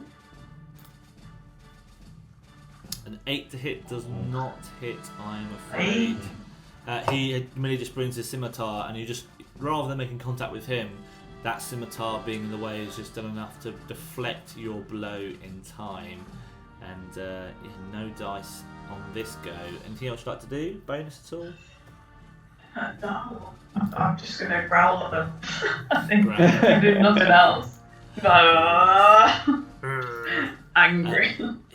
He's got quite freaked out, having been reprimanded by the devil behind him. But you've actually eased that and made him smile a little bit. And he just goes, grrr, back to you. She didn't like that. Oh, no, definitely not. After you, Lyra, it is the Spine Devil. The Spine Devil is going to approach. He's looking quite weak now, and I'm assuming, does the Moonbeam follow him, Atlas? No, I have to move it myself. You can move it yourself. Okay, so he's actually going to move out of the Moonbeam, and he is going to...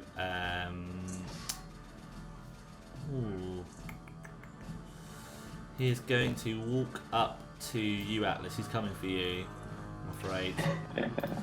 And he's going to make 2 attacks with his bite, and then also try and hit you with his spine, his tail spine. Okay? So 2 bites.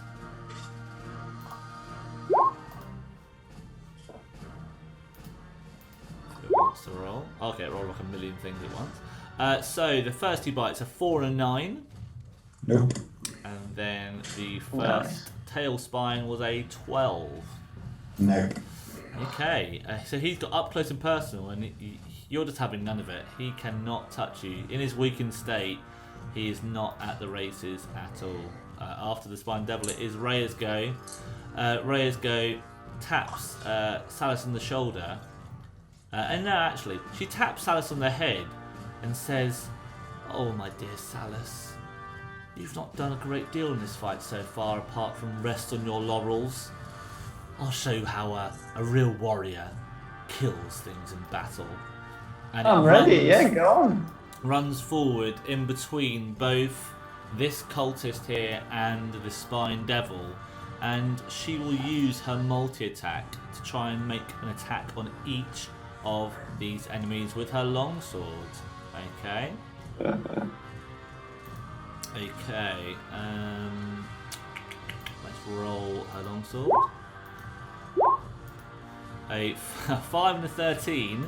Okay, so she misses.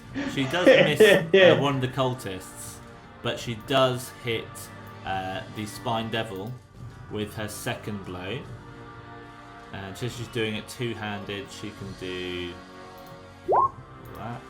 It's a 6 damage, but it is enough to dispatch this Spine Devil. The cultist just ducks from her initial longsword blow, but then she just brings back the longsword to the opposite direction and just completely lops off the head of the Spine Devil. Atlas, can you do a dexterity saving throw, please? 13. Nice. Ooh, okay. So the head is being chopped off and it comes flying towards you, and it's quite a heavy head, and it's completely covered in spines. So if you weren't to duck as quickly as you did, that would have made a nice little pincushion on your face. So good job there, Atlas. Well done. The devil is dispatched. It slumps to the floor, but on its knees first before its muscles give way, and it lies dead, pooling blood on the floor below it. Wonderful. He is gone. Rhea says, well, not my best, but you'll be next. As she looks at the cultist with a very teeth bared smile, and after the veteran, it will be. After Ray, it will be Blent, the mighty Millbar. Show us your prowess with your warhammer, please, plumber. He's going to just try again. Same cultist in the centre. Okay, and roll it. Oh. A 10 to hit. Same cultist in the centre. Let me just double check their AC. No, it's low, but it's not that low, I'm afraid. As bring your okay, down. for his bonus, two-handed is obviously not working out for him, so he's just going to pull out his hand axe and switch to dual wielding. Okay, that's fine. So you can have 2 attacks on your next go. Yeah, no problem at all. Blent, that was your go. Atlas, you are up. You've just seen the devil dispatched in front of you, the spined creature, just completely obliterated in terms of its head. There are still many foes left in the room. Your colleagues are in need of help. What would you like to do? Atlas is going to just chuckle. The devil never wins. And he looks straight at the hooded figure. He's going to move his moonbeam right over this chap with a bonus action. Okay. So, just to let you know, I think that this one gets... Nope, he doesn't get any saving throws on magic. I read that wrong. What's the... Is it Constitution? Constitution 13. It's a negative one. It's a natural 1. So, yeah. You don't double your damage, but you can just do full damage. Wonderful. Excuse me.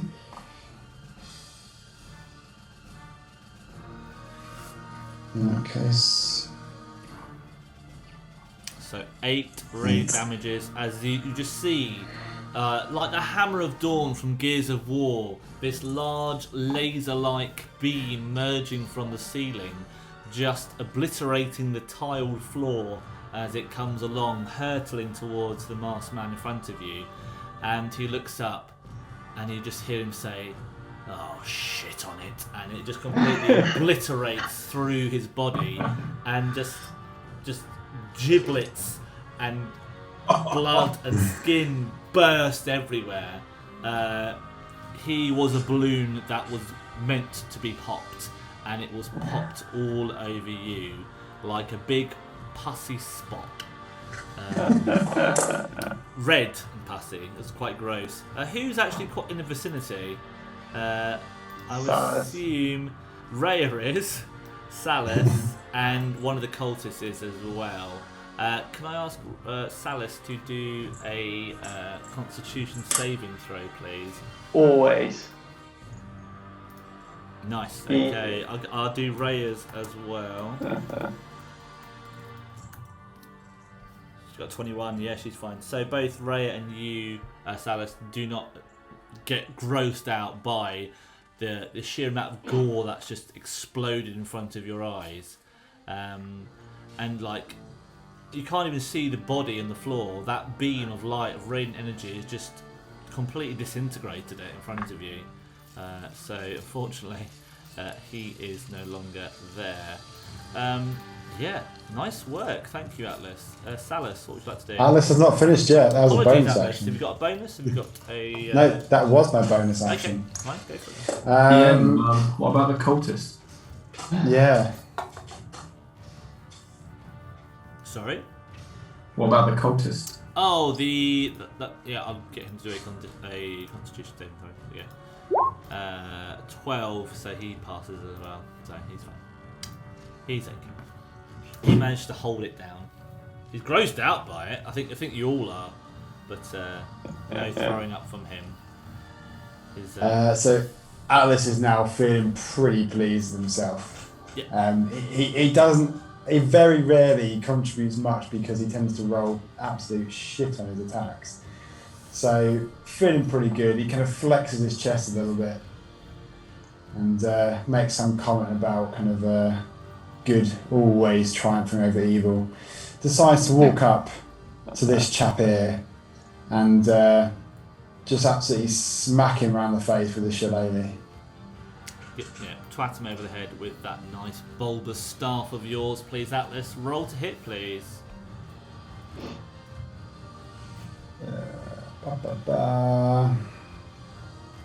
And, A 19 to hit. That definitely hits. What's your damage? A 6. Wonderful. Yeah.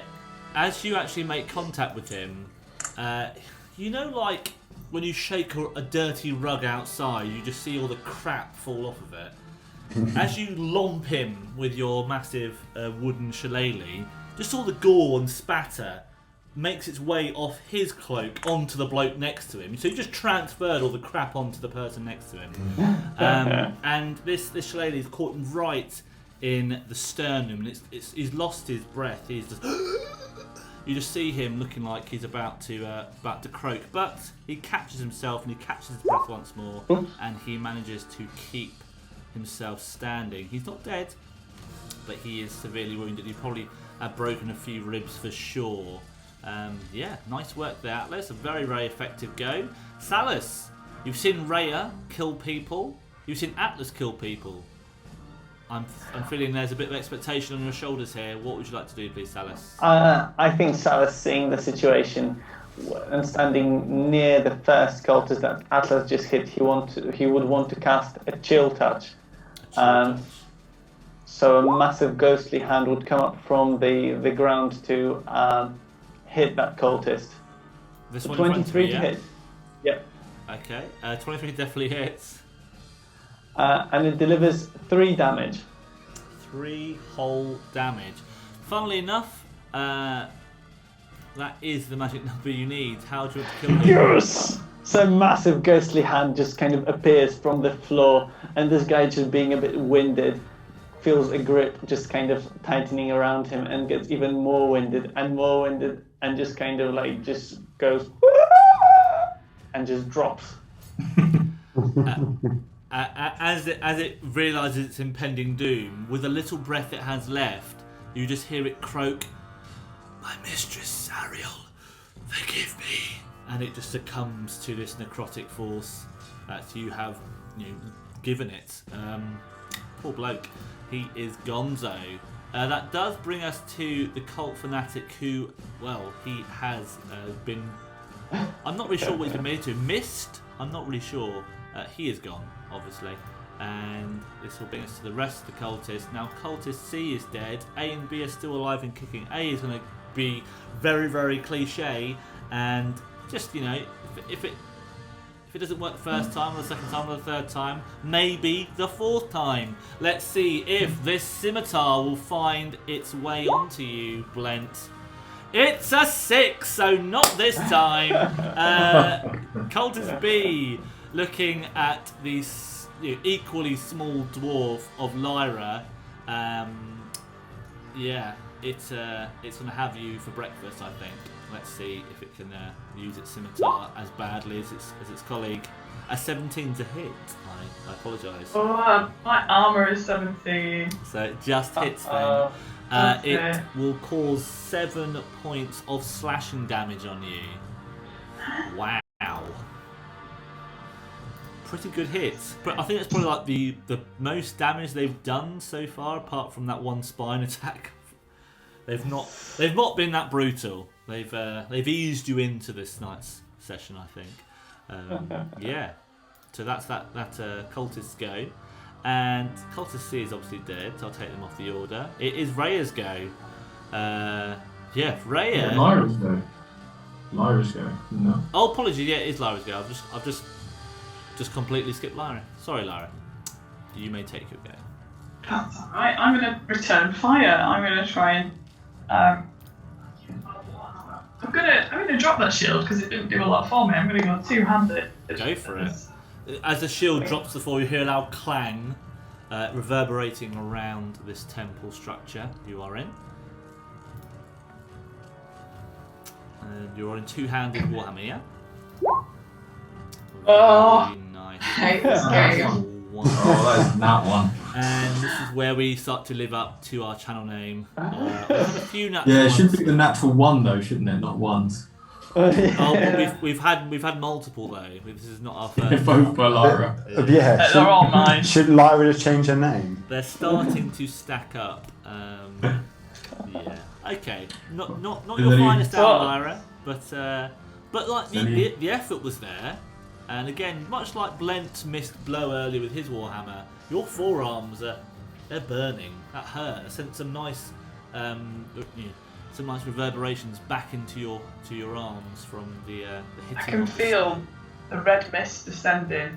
She's hit and fails to hit back. She's just losing her mind and therefore her accuracy. Yeah, you're being blinded by your anger, I think, for sure. For sure. Okay, right, after your go, Lara, it is on to Rhea. Rhea, our Hell Rider Knight that's in the room with us. She has dispatched the Spine Devil. She has seen the gore of the cult fanatic spray over her armour and her cloak, and she looks absolutely steaming. She's mad. You can just see the sweat on her brow just sizzle off her head and evaporate into, well, I say the sky, into the wet ceiling above, and she just strides over. She pulls out a small short sword from her back, where her kidneys are. She pulls it out and she just goes over to one of these last cultists and says, with her long sword in her right arm, she goes and stabs in one direction, her short sword in the other to go behind the neck, and says, "Let's be having you then. Salus, are you watching?" Yeah, never stopped. Okay. Let's see how she gets on. So a long sword and a short sword attack because of her multi-attack ability. She gets a 12 and an 11. And luckily enough, the AC of these cultists is 12, so her longsword does hit on cultist B. Let's see what the damage is for this longsword. It's a 1d8 plus 3, as it's only one-handed. And it is a 9. Woof! 9 damage. Before the short sword can even take hold of the body in front of her, this longsword has gone straight through the torso, through the ribs, through all those internal organs, and you just see, Blent, in front of you, the face. The mask does not hide this emotion. The eyes literally are popping out of its skull from the surprise of this blade. And he opens its mouth, no scream is coming out. And the blade is released. A gushing of blood comes out from the right of his torso, and he falls towards you. Blent, you do well to move back and step away from this falling carcass, and the blood is just pouring all around you on your floor. Lyra, it's seeping towards your boots, probably making you even more angry. But yeah, Rhea gives Salus a quick wink. That's 2, Salus. That's 2. After Rhea, should I say, it is Blent. You've seen this foe dispatched in front of you by the seemingly capable Rhea. What would you like to do? Blent's gonna attempt to finish the fight and rolls to hit both on the last remaining cultist. So, rolling handouts. 24. Come on, Blent. Well done. Nat 20. Oh, nice. Natural 20 Well done. on the handouts. Roll to hit, Okay. please. I think that would do it. So what's that doing? Oh, he rolls a natural 1 on damage. Then what's he done? 3? Oh, it's rolling a d. So it's doing. Wait, that doesn't add up. Oh, 3 plus 3, 6. But then he'll also get a +2 for rage. So that'll be 8 total. Have you thrown it then? Yeah, you should be seeing it. I've got the hand axe, the warhammer. So the warhammer obviously misses. So it's 3 plus 3. +2 on rage. Oh, okay, for the strength, of course. So what was that in total, sorry? 8 damage. 8 damage. On B. Yeah. He is 8 damage. He is literally on a string of life. No, hand axe has gone straight between his neck and his clavicle, and you can just see the jugular very close to bursting. Not looking very pleasant at all, I would say. After you, Blent, and your near finishing blow, it is Atlas. Atlas, can you steal Blent's kill? No. That's the question. So Atlas now is, I mean, he's a humble chap, but he's just feeling pretty good about himself. So he's just going to walk up to Salus to start with. He's going to put his hand on his cheek, and Atlas can use once per long rest a feat. That feat is called Magic Initiate. It's a druid feat, and it allows him to use the spell Cure Wounds without using one of his spell slots. Yeah, okay. And so... Is that once per day? Once per long rest. And that does 10 healing. 10 healing. You've cured my wounds. Yeah. You've cured all his wounds. Well done. So that's his action. He's now got a bonus still. So with his bonus, he's going to wink at Salus. And he's going to move his moonbeam over the last remaining person. Oh my goodness. And that's your bonus, of course. Yeah. Right, go for it. Yeah. So the last remaining person that's standing. So as he did. Just make sure that these are the people that are clearly showing that they are dead. Yeah, he is the last one. Go for it. Roll. Oh, so it's Constitution, yeah? Or Constitution 13. Okay, let's see if he can roll that. Constitution. Come on. It's an 11. Sorry. We're at the point where you don't really need to roll damage. You can if you wish, but I just want you to tell us, with that majestic moonbeam crashing down from the ceiling, how on earth do you kill this next cultist, Atlas, with your... The good thing about this one is it wouldn't have made a difference because it would have been 1d10 anyway. So the moonbeam roars, just like a fiery white beam straight through the roof, and just rips straight through this last cultist, melting everything into just a pile of sludge on the floor. Is it seeping towards Lyra's boots with the blood? It's like kind of just very slowly kind of oozing towards Blent and Lyra. Lyra's got to take a few steps back away from this, otherwise she's going to get it on her nice pretty boots. Raya. I'm going to move back and stamp my foot and be like, guys, you didn't even let me get any.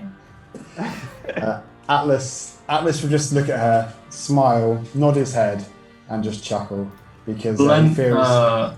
Blent is just left holding his hand axe where there was once a clavicle. And he looks at his hand axe and he goes, I didn't know he did that. Oh, so Blent thinks he's now imbued with some celestial power in his hand axe. To be fair, Blent is probably not that smart, so he might actually believe this. Can you roll me an intelligence check, please? It's low. It's a big one. Oh, 17. Okay. He unluckily he does not fall for his own belief. He has that sudden realization that I'm not that. I'm not that. Right, and he pauses himself. But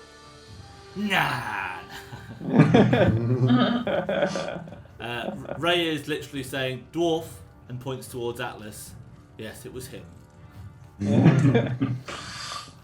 But oh my goodness, that's all of the people that were residing in the Temple of Zariel. Finito, they are all dead. So well done, guys. You have killed everyone here, and what would you like to do? The room in the part of the room you're currently in is looking pretty gross, to say the least. I think the best thing about the whole temple is that Salus walked in here with less health than he will be leaving this place with. So we should fight a bit more often, I think. Less health or more health? More health now than before, Yeah. so I'm happy. Good. So you're HP positive from that fight. Good. Yes. Okay, so actually, before I ask you to, if you want to loot the room or carry on exploring through these caverns, I think we'll just have a quick 5-minute break. So if you guys want to go to the toilet or have a drink, that's no problem at all. And if you're heading off, just mute your mics and we can pick it up when you're back. I'm just going to give everyone that is watching a potential chance to check out our socials and maybe follow us on there, because I'm still hoping to get more followers. And I'll take you back onto the solo page, so it's just me now. Hello guys at home. So we've got a few different social pages. I would love it if you could all follow. We are obviously on Twitch. We're streaming on Twitch once a week at the moment, and the plans are just to keep doing Mondays. We may switch it up depending on player availability and obviously my availability as well, but the plan is just to do Mondays between roughly 7 to 10. We'll try and squeeze it in. We all have full-time jobs. This is just a hobby of ours, so we haven't got the availability as some full-time streamers would have. So Mondays going forward, and we also, me in particular, are looking to do some gaming streams. I think we're going to try and do a weekly Baldur's Gate 3 stream on Fridays. I've done a couple already. You may, if you've been following the channel, you may have already seen one of them so far. I'm going to be making sure this channel stays quite D&D centric, but then we're open to doing other streams such as Quiplash. We love Quiplash. We all like those Jackbox games. So if you want to watch and be in our audience and vote on who has the cringiest answers, then please do. Among other things, we're looking forward to play maybe some Among Us. Whatever takes our fancy. We may switch it up one week. And if you have any ideas, we'd be very willing to take them on board. If you've got any feedback on how we're doing tonight, on what we could change in terms of maybe the audio's not quite there, the on-screen graphics aren't what you'd expect in some of your normal D&D streams, just let us know in the chat. We'll be happy to tweak things going forward. I'm a primary school teacher, so my availability in the day is pretty non-existent, but I have got my evenings to tweak these things and make them as enjoyable for anyone that is watching, whether it's live or through our broadcast save system. It saves it somehow and you can watch it later on. But if you've watched so far tonight and you're thinking, it's nearly bedtime, then feel free to carry on watching another time on the channel. So just to go through some of our socials here, we have got obviously our Twitch is the Natural Ones UK. Our Twitter, we've been doing a few tweets recently, getting on that quite regularly now, and that is obviously Natural Ones UK. Be careful of that one. And we are also on Insta, posting a bit on there. So whichever platform you prefer to be part of, to talk on, feel free to join one of those. I think we also have a Facebook as well, but these are the main three things that we are looking to be on. So I am going to take a quick break myself now, have a drink and the like. So we won't be too long, and we'll be getting back to searching around the corridors of this underground section of the Danthenper Manor. Fingers crossed, we might actually find Thavius Kreeg. We shall see.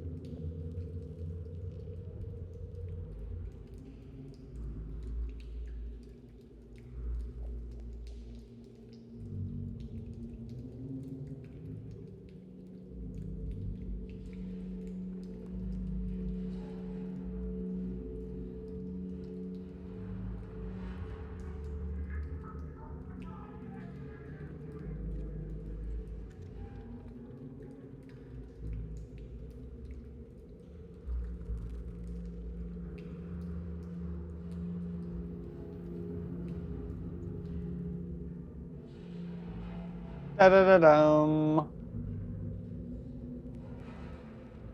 Oh. Oh dear. Please, I'm not exposing myself.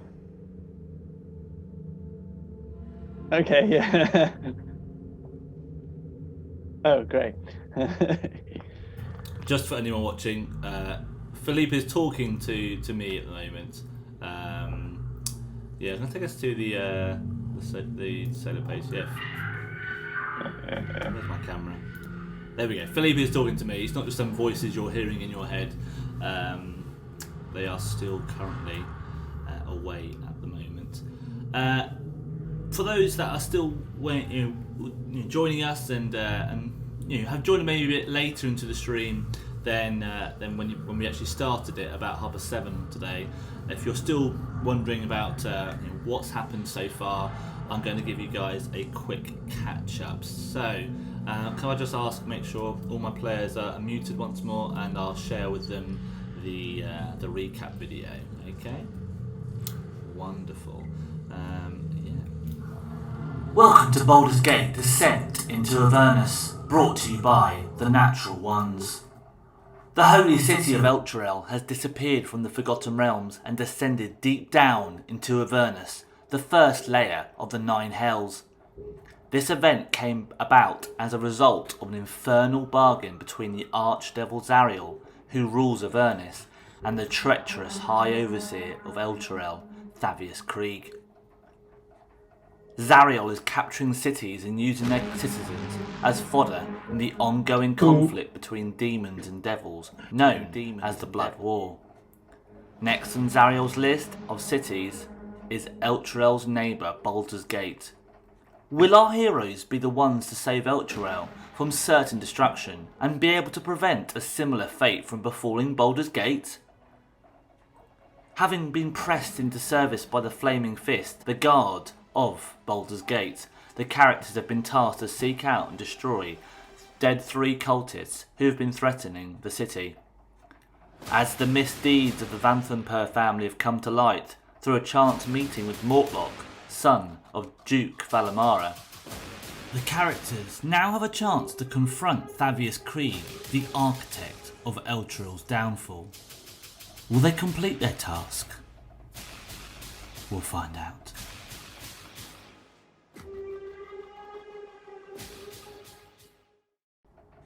Welcome to Baldur's Gate Descent.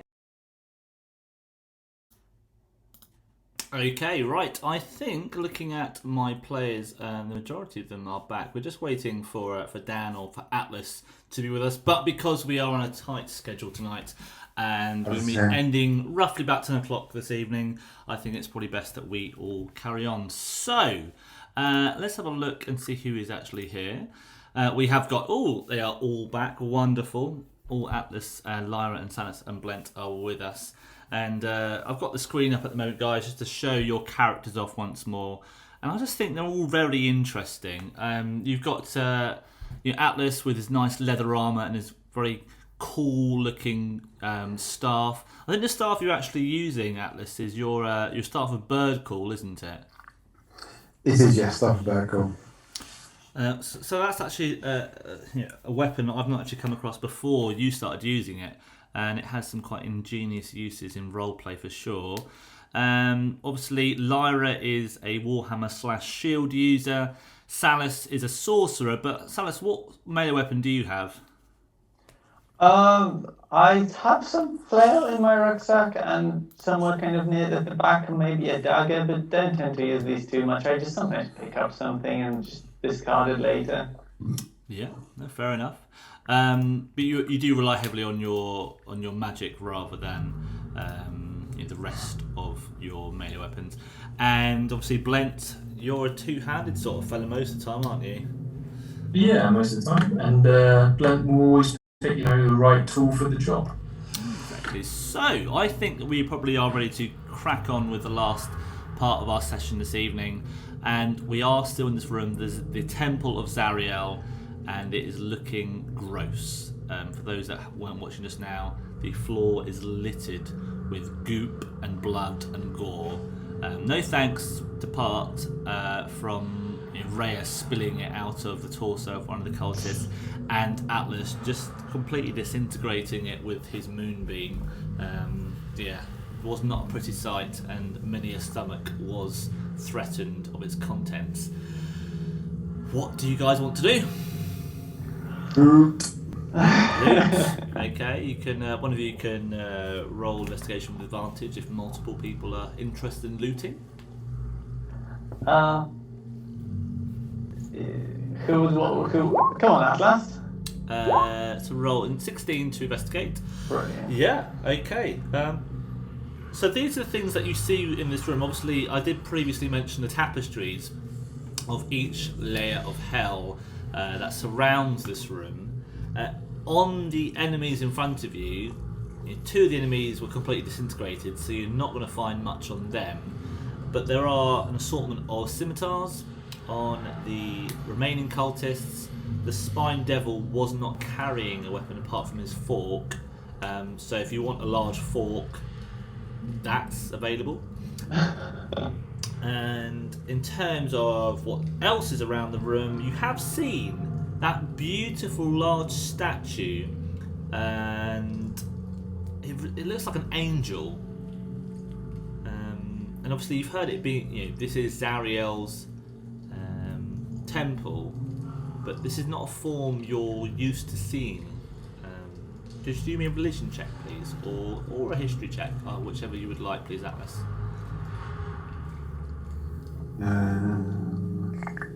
What would I prefer? Religion, I think. Okay, 7. So, it's not something you're familiar with, but you can kind of put 2 and 2 together, and that what's her name? Tariel was a turned angel, so you kind of guess that this is Tariel's true form before she was turned baddie. And the statue itself is very large. Looks to be made of some quite precious mineral. It's quite reflective, maybe even something like a jade or some very, very precious stone for sure. You do see something shimmering in the neck of the statue, Atlas. And actually, I think this is catching many of your eyes. It's quite an obvious looking. It's out of place. This lodged. You can see it's a mace that has been lodged into the neck of this statue. And a bright light is shimmering from this mace. This is probably why it's catching your attention. Atlas. Lara? Don't get so close to the statues. Remember what happened last time? Oh, don't be silly, Lyra. Just let him look at the statue, okay? What's the worst that could happen? Salus, I did you a good turn just now. Be a good chum, go grab that mess. You did me a good turn. What? I wanted to kill that cultist, and you think you did me a favour? Well, you're feeling better, aren't you? I'm not interested, unless it's something I'm interested in that I am interested in. But I'm not interested right this moment. So jog on, take Blend, tell him it's something useful. If it kills him, he won't even realise he's such a dimwit. Hey! Blend's hearing this. Blend, are you taking this lightly? Blend is enamoured with the fork. And the idea of the fork. He's while everybody's talking about this statue, he's making his way around the back of everyone to check out this fork and see if there's anything interesting about it at all. You pick it up. You see it. Obviously, it could be used for eating. If you're a very large creature, you're way too small to utilise it properly. But it is very pointy, very, very pointy, with 2 prongs sticking out the end of its. I think Blend just thinks, it's bloody useless, and launches it at the statue. Okay. Roll to hit, please. And you can do. So she's armed now, yeah? No. Roll to hit, so 1d20 plus your dexterity modifier, please. Okay. It's a ranged attack. And it would treat it like a javelin, essentially. D20 is 11, and Dex is +2, so 13. +2, so 13. The sharp points of the fork just don't penetrate the stone, and it literally smashes against it and collapses to the ground, making quite a large reverberation, large metallic noise when it hits the floor. Blend just pipes and says, I knew that wasn't up to much. So You see, a moment ago drooling over that fork, and now just bored of his toy. Come on, tell me there's something more to blend than his pipes. What do you mean his pipes? Oh, well, that's kind of a private thing, maybe for later. Go and deal with the statue. Okay. So just to point out, the statue is about 12 foot high.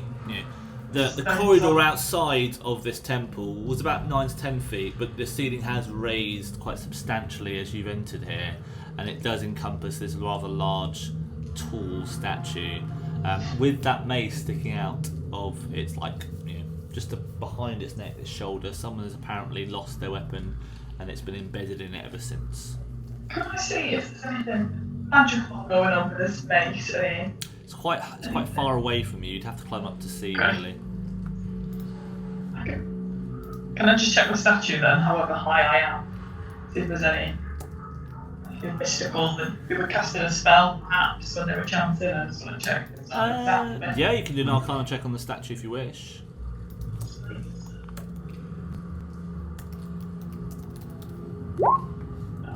Rolling so well. An 8. As you bring you're holding your holy symbol of Mistra and you stroke down this statue, you feel no magical presence in place. Atlas has wandered up behind you. And I can't reach it, Atlas. Yeah. Upward. Atlas offers you to jump on his shoulders and he'll give you a boost up. Okay. Who's heavier out of me and you? I'm quite tall though. It's fine. Yeah. Go on then. Okay. Okay, so Unceremoniously clamber this is up. going to probably be an athletics check, but because you're on his shoulders, I'll let you have advantage on this. Oh, I can't wait so much. So well. Oh, nice. Hey! That's Oh, right. Sorry, it is it's a clamber around. a 22. Woof. Okay, so you actually, on top of his shoulders, you're just about a foot out of reach of the actual mace itself, but you casually put your hands on the head of Atlas, and it's quite uncomfortable for him as you start to stand up on him and you just jump and you grab hold of this mace. Can you do me a strength saving throw here, please? Yeah. 15, wonderful. Okay, so from this saving throw, and apologies to anyone that's got just to show everyone at home that this is the picture of what Zariel looks like. That's the statue you're seeing. It's not obviously as detailed and colourful as that, but imagine that form, the winged angelic creature in statue form. Okay, so that is what you are seeing, obviously on a plinth of stone. And as you jump and grab the mace and you yank it out of the masonry, you just see a large split start to make its way down the torso of this statue. And obviously, it being so high up, Lyra, as you grab this base, you start hurtling towards the ground. It's only about 10 feet, but could you please make a dexterity saving throw? Can you land this jump? In fact, dexterity saving throw or an acrobatics check, you choose. I'll let you choose. I've done a dex save. Okay, that means it's an that. 18. That definitely. You're quite clumsy in your armour, but you managed to make it. You've bent your knees. That's the essential thing here. You've done. You've bent your knees, so no damage comes your way. So after that happens, the statue does unfortunately just start to topple and crumble before your very eyes. That mace was the needle that broke the donkey's back or something. I'm not too sure how the idiom goes. But it's gone. It's crumbled to the ground, and you both have to really jump out of the way as some of these large, quite bulky rocks just tumble towards you, spraying across the floor around it, and all the candles around the room extinguish, leaving you in pretty much, apart from the odd torchlight outside of the room, this temple room is now completely put into darkness. Oops. Ray just says, "Oh well, that's great." Should we try and make our way out, I think? Yes. Not a bad idea. Okay, who hasn't got dark vision? I've Yeah, got I've that. Salus has it. Salus. Okay, so as you're making your way out, Salus, you've gone over you've all probably, I imagine, headed towards the statue to see what Lyra and Atlas are doing. Salus, as you've made your way out, you have not noticed or been able to see the sheer puddle of goop that resides on the floor. It's slippery, to say the least. Could you do me, please, a dexterity saving throw as you're walking out into the corridor once more? Always. That will be an easy one, though. Brilliant. Easy. No, unfortunately not. It is not enough on this occasion. You fall over and hit the back of your head straight onto the ground, as if it was black ice you have just tripped up on. So that will unfortunately be 6 points of damage. Ouch! I will still leave this room with more HP than I entered, so it's fine. I'm still gonna say it's probably hopefully knocked some sense into you, to watch where you're going, but we know you won't. So everyone else, obviously, apart from Atlas, you haven't got dark vision. You have got dark vision. Okay, it's just so have my two dwarven friends got it? Yeah. Yeah, dwarves have dark vision, so That's fine. okay. So you've managed to make your way out. I remember your Aarakocra character, Alec, didn't have it, so that was a difficulty back when we were using him. But yeah, we've all made it out into the corridor, Rhea included, and you find yourselves back in the previous corridor you were, with the stream of feces running down it once more.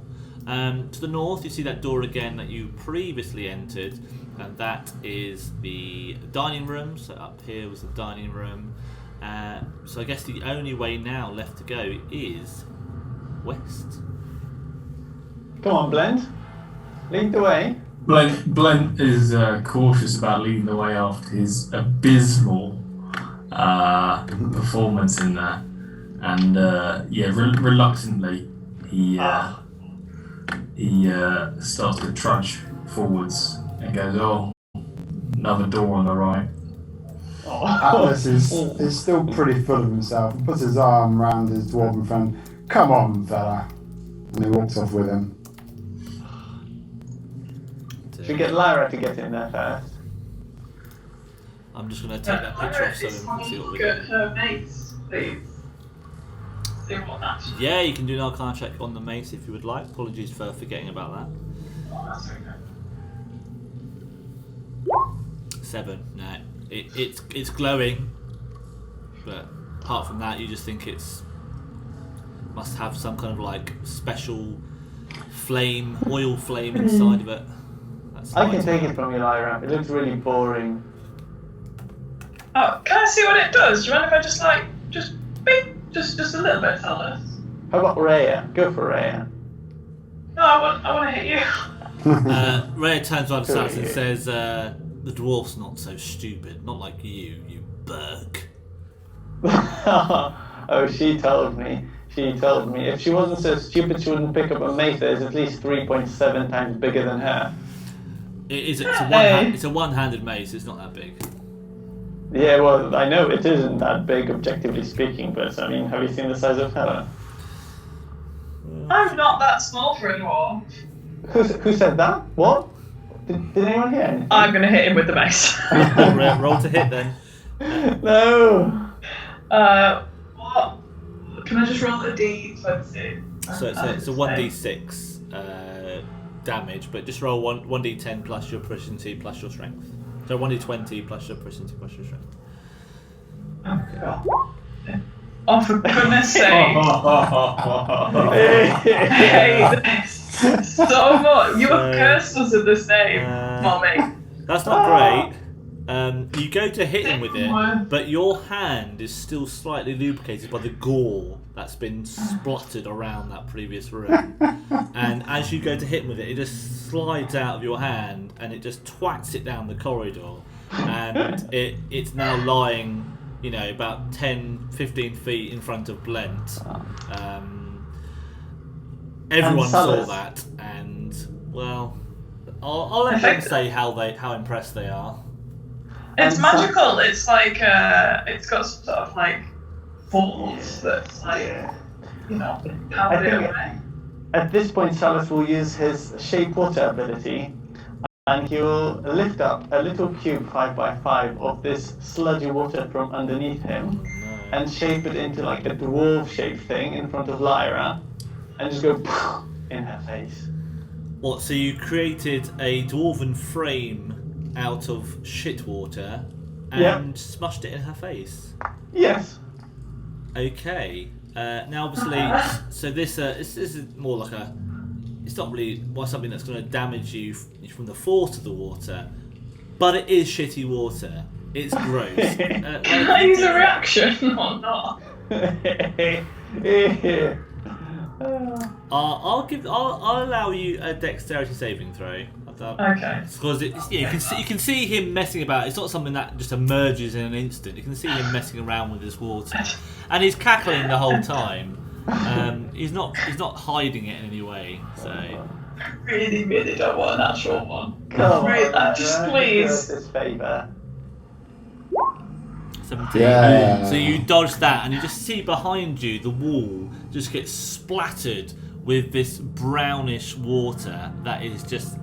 It's even worse now. It's out in the open. It's pungent, to say the least, and your nostrils are taking a battering, I'm afraid, Lyra.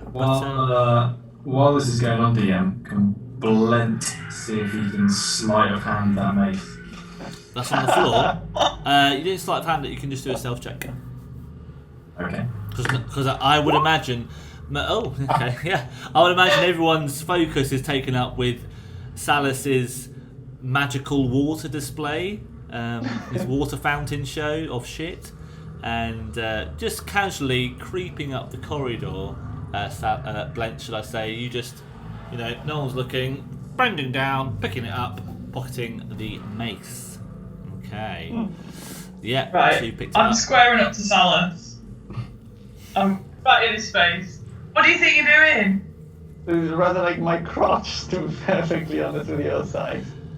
No, she's more akin to your chest area. So. My chest area. This girl. Yeah, just like the top of her head reaches your chest. So. I'm going to whisper to Flyer just to kind of go and. Oh, you've got Flyer with you, have you? Oh. Yeah, he came with me. He sat on my shoulder the whole time. Oh, I see. Just taking a chill pill then. Yeah, just watching it unfold. I was going to whisper to him to go and basically just keep flying around their heads and just distract them to try and break them up. Okay. That's not good. So luckily this creature is still under your animal friendship spell, and it can understand you, and it just looks at you and just does as it just launches at them, and it's just literally doing a figure eight around them, spiraling around and around, going super quick, and neither like Lyra or Salus can like get any closer in case like the talons of the peregrine falcon smash them on its way through. And Freya sees this and just shakes her head. Haven't we got better things to be doing than this? In his newfound confidence, Atlas says, "Shall we move on?" to the two children quarrelling. Yes. I mean, there's a door right behind you, Atlas. Should we maybe look inside? Let's go. Have you stopped? If if I can, as we're like, yeah, but then I'm just gonna like elbow him and shove him as we walk on the corridor. And, Now we're even, Lyra, aren't we? Atlas What do you will, mean? Atlas will turn around, roll his eyes, and You tried hitting me, right, with your toy, wherever. see what he can hear behind the Trying to door. throw shit in my face. Well, that's because you tried hitting me that was first. proper mank then, wasn't it? You tried to throw shit in my face. Don't take that home with me. That's more than a puddle. Are you going further away now? Yeah. I do it, Lyra. How about you go and find your toy wherever you threw it away, and yeah, we can talk about it later. Well, fuck this. Just walk off and try and skulk down the corridor to try and find it. Okay. Can I see what I can hear behind this door, please? You can press your ear up against this iron door. It's quite cold and it gives you a slight numbing effect to your ear. Roll perception, please. No one's looking at Blend at this point. Oh, there's another. Another natural one. You hear a door. Whatever a door sounds like. You're not sure, but you hear a door. I think Salus wants to kind of come with his back to the wall and look at Atlas kind of just listening to it. And as he's doing it, Salus would want to reach for the handle and try pressing it. Give me a sleight of hand, please. Okay. Yeah, boy! So Atlas is full on pressed against this door. He's having such a hard time hearing stuff. He's really getting close. He's getting so close and personal to this door. He's making love with this door. Unbeknownst to him, in comes Salus, swooping in with his hand, opens up the handle and flat on his face goes Atlas. Atlas, I'm going to give you a 1 damage on that because you fall straight on your face. 1 point of bludgeoning damage there as you fall into this room. And I will open up the room so you can see what you've just entered. 1 second, please. Let me just take away the door. There we go. You are now on the inside of the room. And this is the room where it happens. Maybe not, obviously. Any Hamilton fans out there, don't at me. So, yeah. What do you see? Perception check, please, Atlas, as you enter the room once more. You don't hear a lot, but you now, with your bloody nose, having smacked it on the floor, hopefully see some stuff. What do you see? Feeling like a very embarrassed Aaron Burr, I am going to... We watched Grey's Anatomy earlier, and Aaron Burr was in it, and every time I saw him, I was like, Mr. Burr, sir! And I think Katie wanted to strangle me. So. That's crazy. That's all Julia's been watching. What, Grey's or Hamilton? Yeah, Grey's Anatomy. Yeah, we're in series 5 now, I think. Anyway, sorry. I'm not sure whether people who like D&D like Grey's, but it could be, a bit of a crossover. 20, unnatural 20. But yeah, you see this room in its entirety. This is, get ready for it, Atlas. This is a kitchen. Okay. So, Hey! So as you enter this room, let me just get it up for you. You can see that the cultists have clearly been preparing their meals here, although no cultists are here at present. It's uncomfortably warm, and it contains a pair of brightly burning cast iron stoves with a large pile of wood next to each of them. Other furnishings in this room include a large wooden table where multiple bits of food has been currently prepared. Different meals have been prepared, as well as the typical utensils, ingredients, spices that you'd expect of a well-stocked kitchen. Can I... Flyer is on your shoulder, Atlas, and you just hear it.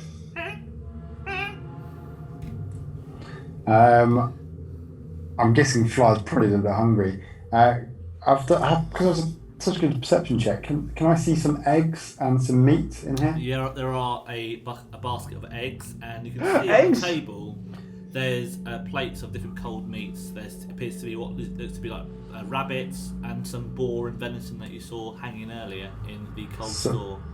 I will signal for Flyer to go after the rabbits. As soon as you've given it the eye, it's like, ah! as it goes swarms and swarms. I'm not really sure what that noise was. Swoops. I'm not sure what the noise was. It's like a bit of a peacock. How much are that peacocks? Did you ever watch As it swoops Ed the down. Duck? Ed Sounds like Ed the Duck. Yeah. Before you can even see where it's gone, it's already got half that bit of rabbit thigh deep down its gullet. It is a little peregrine falcon. While my peregrine falcon friend has done that, I'm just going to walk up to the basket of eggs. Salus, I found something that could be of interest to you. While he's coming in, I've loaded 3 eggs into my sling, and I launch 3 eggs at him as he walks in the door. Yes!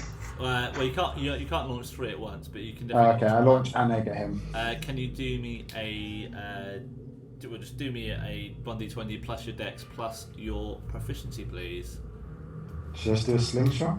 Or a slingshot, yeah. Go for a slingshot if you have that equipment. A 19. I assume that probably hits at Salus even. Ouch, yes, it does. Okay. Damage-wise, it's not really going to cause much in terms of damage. It is an egg. It's going to hurt his pride. It cracks all over his face. You can just see the yolk just slowly sliding down. Just as that's happening, DM, Blent would like to try and very slyly toss the mace towards the bowl of eggs to see if he can knock or crush the remaining eggs in the bowl. Can I just say, as you are lining up your shot, Lyra pushes you slightly out of the way, head down, searching the floor, and it's like, watch out, Glenn, I'm trying to find this mace. So while she's looking for that mace behind you, you just whip it out of your bag, knowing that she's there, and almost panicked, you just like, yoink! Fling it away, and do me a range attack throw. So Definitely, it would have to be an amazing one. Has to be pretty good. You can't do it, Blend. You can't do it. It has to go through Salus, his legs. And Atlas. Well, yeah. Where's this bowl of eggs? I thought this bowl of eggs would be on the table, like. Yeah. So I mean, okay. It's gonna have to go about 25 feet. 1, 2, 3, Okay. 4, about 20 feet. Can't do it. Which is in the range of throwing a mace, but it's pretty good. Throwing it. 1d20 plus dex, yeah? Plus dex and your proficiency, please. Can't do it. Okay, So that my is roll. 12. 12. Plus 2. Plus 2. And then, where is... plus 2, 14. 14. No. It's not going to be enough, I'm afraid. That's It is a, what's the word I'm looking for? A static object. It has to go past some people, and you just see it fly like end over end past Atlas. Atlas, you're very close to getting it right in your face. The mace, I mean, the mace.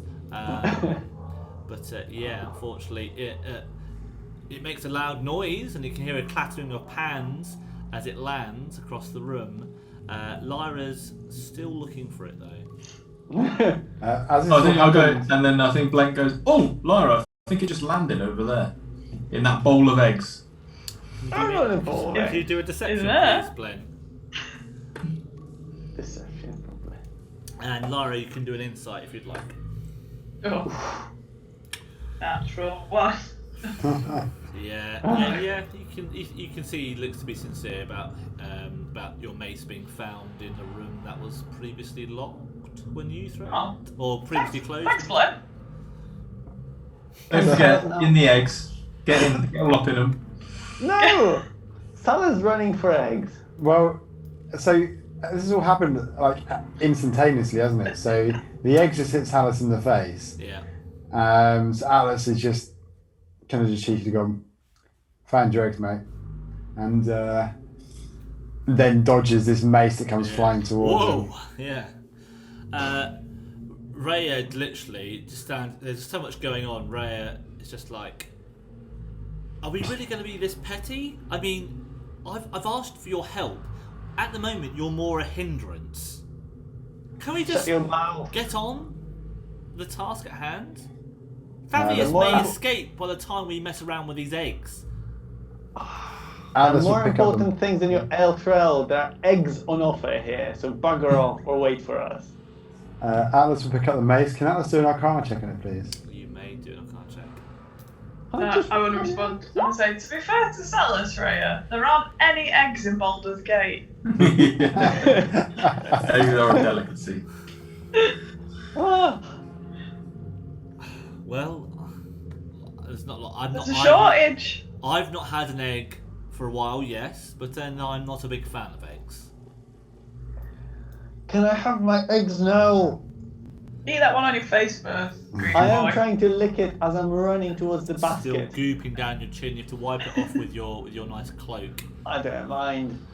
I want to start stuffing my pockets with eggs to start with. Atlas, are you happy to allow him to do this? And you again have no idea what the mace does. Cool. So I'm It's shiny. just It's a gonna shiny look at- mace. It's a shiny mace. I'm just going to just walk away, chuckling, shaking my head. As I walk past, just push the basket onto the floor and walk back out and hand the mace to Lyra. Okay. Your mace. Right. You've got your mace, Lyra. He's got his eggs. Blent, do you want anything? Do you want some more pipes? Let's go find some pipes. Let's give everyone what they want. Atlas, what the hell do you want? I want to continue, and he just... Fantastic. So do I. Get your falcon. Let's be having you. Alice just goes... And And you a just very... you see the like wide-eyed bird on the table, and it swoops back off onto your shoulder, carrying carrying a bit half of a meat rabbit. in its mouth. Yeah. That he's going to save for later. How many eggs do I have? You can roll a 1d20. Just please. That one. Oh, no, 9 eggs. Okay. That one. 9. Oh no, sorry, 7 eggs. I can't count. Can't 7 see. eggs. 7 eggs. You can put them into your inventory. You're so happy. I'll just write it down here. 7 eggs. He doesn't write the important story notes down, but he'll write 7 eggs down. Great stuff. That's Alice. Okay, right. Now, depending where we go next is going to determine where we end tonight's session. So, as you come further up the corridor, all of you, you notice yet another pipe going off to the north, and you give a quick cheeky glance. Rhea looks up there and she sees no imps bursting out of it. And then you approach what is yet another T-junction, a southern passage and yet a continuous western one. Where would you like to go, please? Blend nose. Come on, Blend. Is Ben going to use his nose? Glenn is going to keep suggesting to follow the water. Keep going west. Yeah, Keep okay. following the water then. West. Follow your nose. Follow your nose. Great. Let's do this. As you carry on west, you do come across yet 2 more doors. There's one to the north, this time still iron, has not got any kind of window inside. As you approach it, to see if it's open or not. Can I press my ear against it? But I've learnt my lesson. I'm not going to put all my weight on the door. I'm just going to gently listen. Yeah, you can roll for perception, please. Brilliant. Doing well.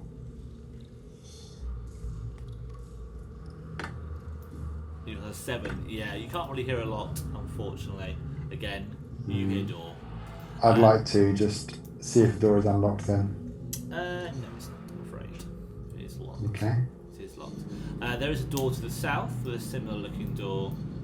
You can see that they've skimped on doors in this place. They've just bulk ordered a lot of the same ones. So.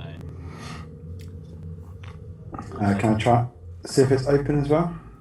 You can approach and touch the handle, Mm-hmm. and as you grab it, it does start to open. And actually, it's obviously been used quite frequently. It's very, very loose, and it causes an almighty squeak as you open it. Can you do me a stealth check, please?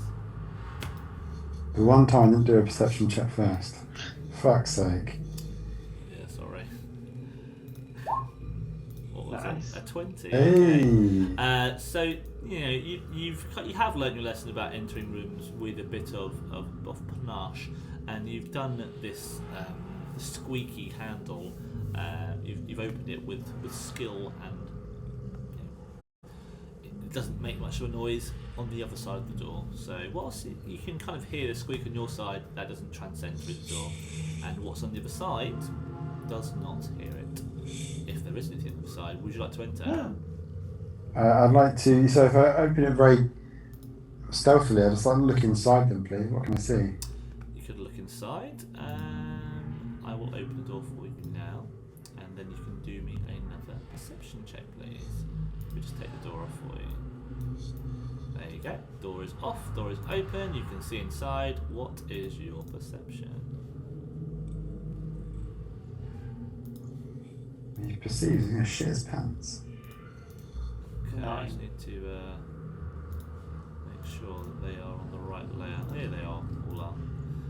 A 9. Okay, so you can literally see just what's in front of you, and this appears to be 1, 2, 3, 4, 5, and 6 cultists.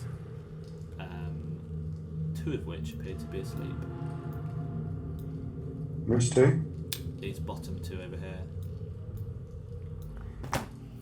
Okay, I'm then just going to turn round, step to one side, and usher my friends in with my finger over my lips and just tell them what I can see. Okay, right. As Ray approaches, she can see you're talking hushed tones. What's going on? What have you found, Atlas? We've found a room full of cultists. Some are asleep, some are awake. I mean, I can see at least 5. I think the room extends back. There's a lot of them in there. Is it a barracks or a quarters? What It's like some kind of sleeping quarters, I think, yes. I'm not sure how many are in there then. I mean, minimum 5, but it could be as much as 10. It may be the case that Thavius may be on the other side of this room. Maybe we need a distraction. Salus! Yes. You distract yourself most of the time, so you should be very good at distracting these 5+ men. Any ideas? Well, I could do something. Yeah, let's say I have an idea. Yeah. Okay. Well, What do you want me to do? anything you can think of, or Blent, if you have any bright ideas. I mean, I don't doubt our ability to take these 5+ men, but avoiding bloodshed and effort where we can. If we can just simply use one of you to distract them, might be a better time spent. Okay. Everyone, stand away from me. Just Instantly move back. Yeah. wrong direction. Go north. Go north. Go forward. Go forward. Go forward. So west. West. Yeah. Go west. Sorry. Right then. Are you ready? No, I need to be further away. Okay. I think so. We're ready. Salus takes out the flail from his rucksack. Which one's And that he one? and he stands at a slight distance and starts whacking at this door with the flail and screaming like a madman, going. What, the northern door? Yeah. Right. This one. Roll to hit, please. Roll to hit. Let's see if we can knock this door down. Okay. I think I heard that and put a print to the end of this corridor. It's Thank quite you. nat 20. Roll damage on it and double your dice. I'm pretty sure you've targeted the hinges and you've just knocked this door down flat. Oh my god. The actual clattering of this heavy metal door does not drown out your incessant screams and weird noises that you're making, your yelps of joy. Can you roll me a performance check just to see how loud you were, please? Okay. 13. Yeah, so I'm going to say that pretty much everyone in that room has heard you quite clearly. You're not that far away.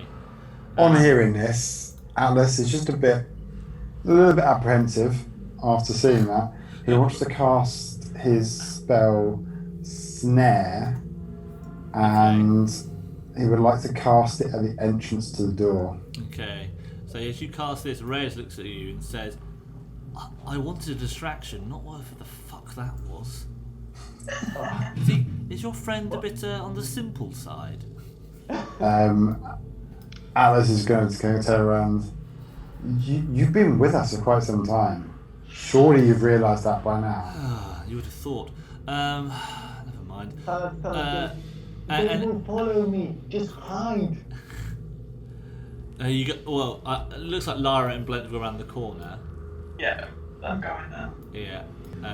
Atlas and Rhea, will you follow suit after you've done that? I don't particularly trust Salus, so I'm going to follow Salus into the room. I'm guessing that's where he's going. As you've performed the spell and cast out this barbed, thorny mess on the floor. Oh, so what Snare is like it's a magical trap. Okay. It's like a rope on the floor that's invisible. Oh, okay, so rope. Okay, I thought it was more like a thorn sort of thing, but that's fine. Okay, so it's really there and waiting for anyone to walk out. And as you've cast that and you've run up to where Salus is and entered this room, I'll let you. I'll take. Oh no, I think Salus wants to stay out. I want to stay out of it. Okay, that's fine. Yeah, Salus wants to be visible. Okay. So Atlas is hiding inside there, and you just see one of these cultists approach the door. And as he literally takes a step outside into the corridor saying, "What the bloody hell's going on out here?" He stands and steps right onto this snare. What happens, Atlas? The rope creates a 5-foot circle radius on the ground. This trap is nearly invisible, requires a successful intelligence check if they're looking for it. Otherwise, they need to do a Dex 13 saving throw. What this does is it... 7. So it loops round the feet of the person or creature, can be small, medium or large, and hangs him upside down 3 foot from the ground. Wow, okay, And so they're literally, restrained. as he's stepped outside, like, what the bloody hell, what? And he bloody tips upside down, bonks his head on the ground as he's pulled up to the ceiling, and he's now hanging there, and everyone in the room that he's just left has said, "Jerry, what's happening?" And they've all steamed towards the room. And Salus moves a bit back and goes, "Ho ho ho ho ho ho!" Okay. I think Salus wants to just start running away in the opposite direction now. I'm going to pause you there, Salus, because you haven't got a lot of time before I would ask you, after Jerry's spoken, he rubs his head, it looks from side to side, he's upside down, but he does see the treacherous little Salus running away like a tiny little scamp, making some weird feminine noises as he saunters away, like a naughty school child. And the upside down cultist just says, "Guys, we're under attack!" And he points towards Salus, and I will ask everyone, even those not currently visible to these people, to roll initiative. And actually, before we roll initiative, I will say we'll pick this fight up at the beginning of next week's session. We'll save our initiative rolls for then, and we'll see just how far Salus can get down the corridor before being lynched. I remember when Salus ran around a Colosseum. Yeah. That's true. Salus, are you still wearing the mask of the cultist? I am. Does that change anything? He hasn't got any of the robes on though, so it's not. Oh, okay, fair. It's not very convincing. He's on an egg high. You can't. He's crazy. Crazy kid. He's just so excited. I'm doing something charitable for the party. In what Got way? I've got to. Well, This remind Mike, that Peregrine Falcon impression of yours just reminding me of my childhood. Yeah. Don't know if you can hear this. What the hell's that? You sound more like a duck. Oh, okay. I'll have to practice my Peregrine Falcon sounds. But yeah, so you've just alerted a room, a barracks, a quarters, you're not too sure of. You don't know how many men to your location, Salus. And Jerry, the upside down cultist, has sent them all running, hurtling out to that room towards you. The rest of you, it is unclear as to where you guys are. They have no idea of your presence. So we'll see how that plays out. But yeah, we'll end this session here. We'll finish it just under 3 hours tonight. We've done blooming well, I'd say, and we've had some very good memories from our first. I think this has probably been a much more successful stream than last week. This one is actually being recorded and shall be on our channel going forward. So if you want to watch yourselves back later on and see how you've performed this evening, but I think you've all performed amazingly. So well done, guys. Yeah. I know it's a bit tricky and it's a bit nerve-wracking to be live and have people watching you, but I think you've done really well. Very admirable, and I hope people enjoy your characters already. So Yeah, need a good name for this one. I think it's got to have eggs involved somewhere. Yes, definitely. Eggs, and obviously I think I can highlight some of the best bits, and I definitely think we need to highlight that fight we just had with Zariel in her temple. There's some good moments in there with the gore and the moonbeam and the lack of hitting. The moonbeam. Salus's existential crisis. Yeah, Hey. I like it. Yeah, write that in the chat for me, and I'll fantastic. Well, right, guys, I will obviously see you all next week. XP. oh, XP from what we fought so far. the Yeah. loads. We're like level 50. We're level 4 now after this. Cult Fanatic, he is 450. So that is Massive XP. 550. Okay, so that is 1100 divided by 4. I'll boost it up for RP, 1200. So I was going to say, guys, 400 apiece. 400 apiece. Boom! In your face, level 4. But you need a long rest. So you have just Yeah. breached level 4, but you need that long rest in order to reflect upon your day's events and your experiences. Okay? So maybe we can have a leveling part of a session going forward if we can find somewhere to long rest. It's unlikely to be down in this dungeon, just to point that out. Okay? So let's see if Salus can outrun 5+ men.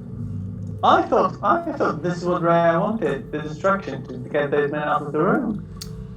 Yeah, so we'll see if it plays off. Yeah, so we'll find out. We'll find out next time on the Natural Runs play Descent into Avernus. It's been good, guys. Thank you for watching, and we'll see you all again next week. Fingers crossed. Goodbye. Good evening. Good night. Bye. Adios. Dreams, beautiful people. Wow. Bye. See you later.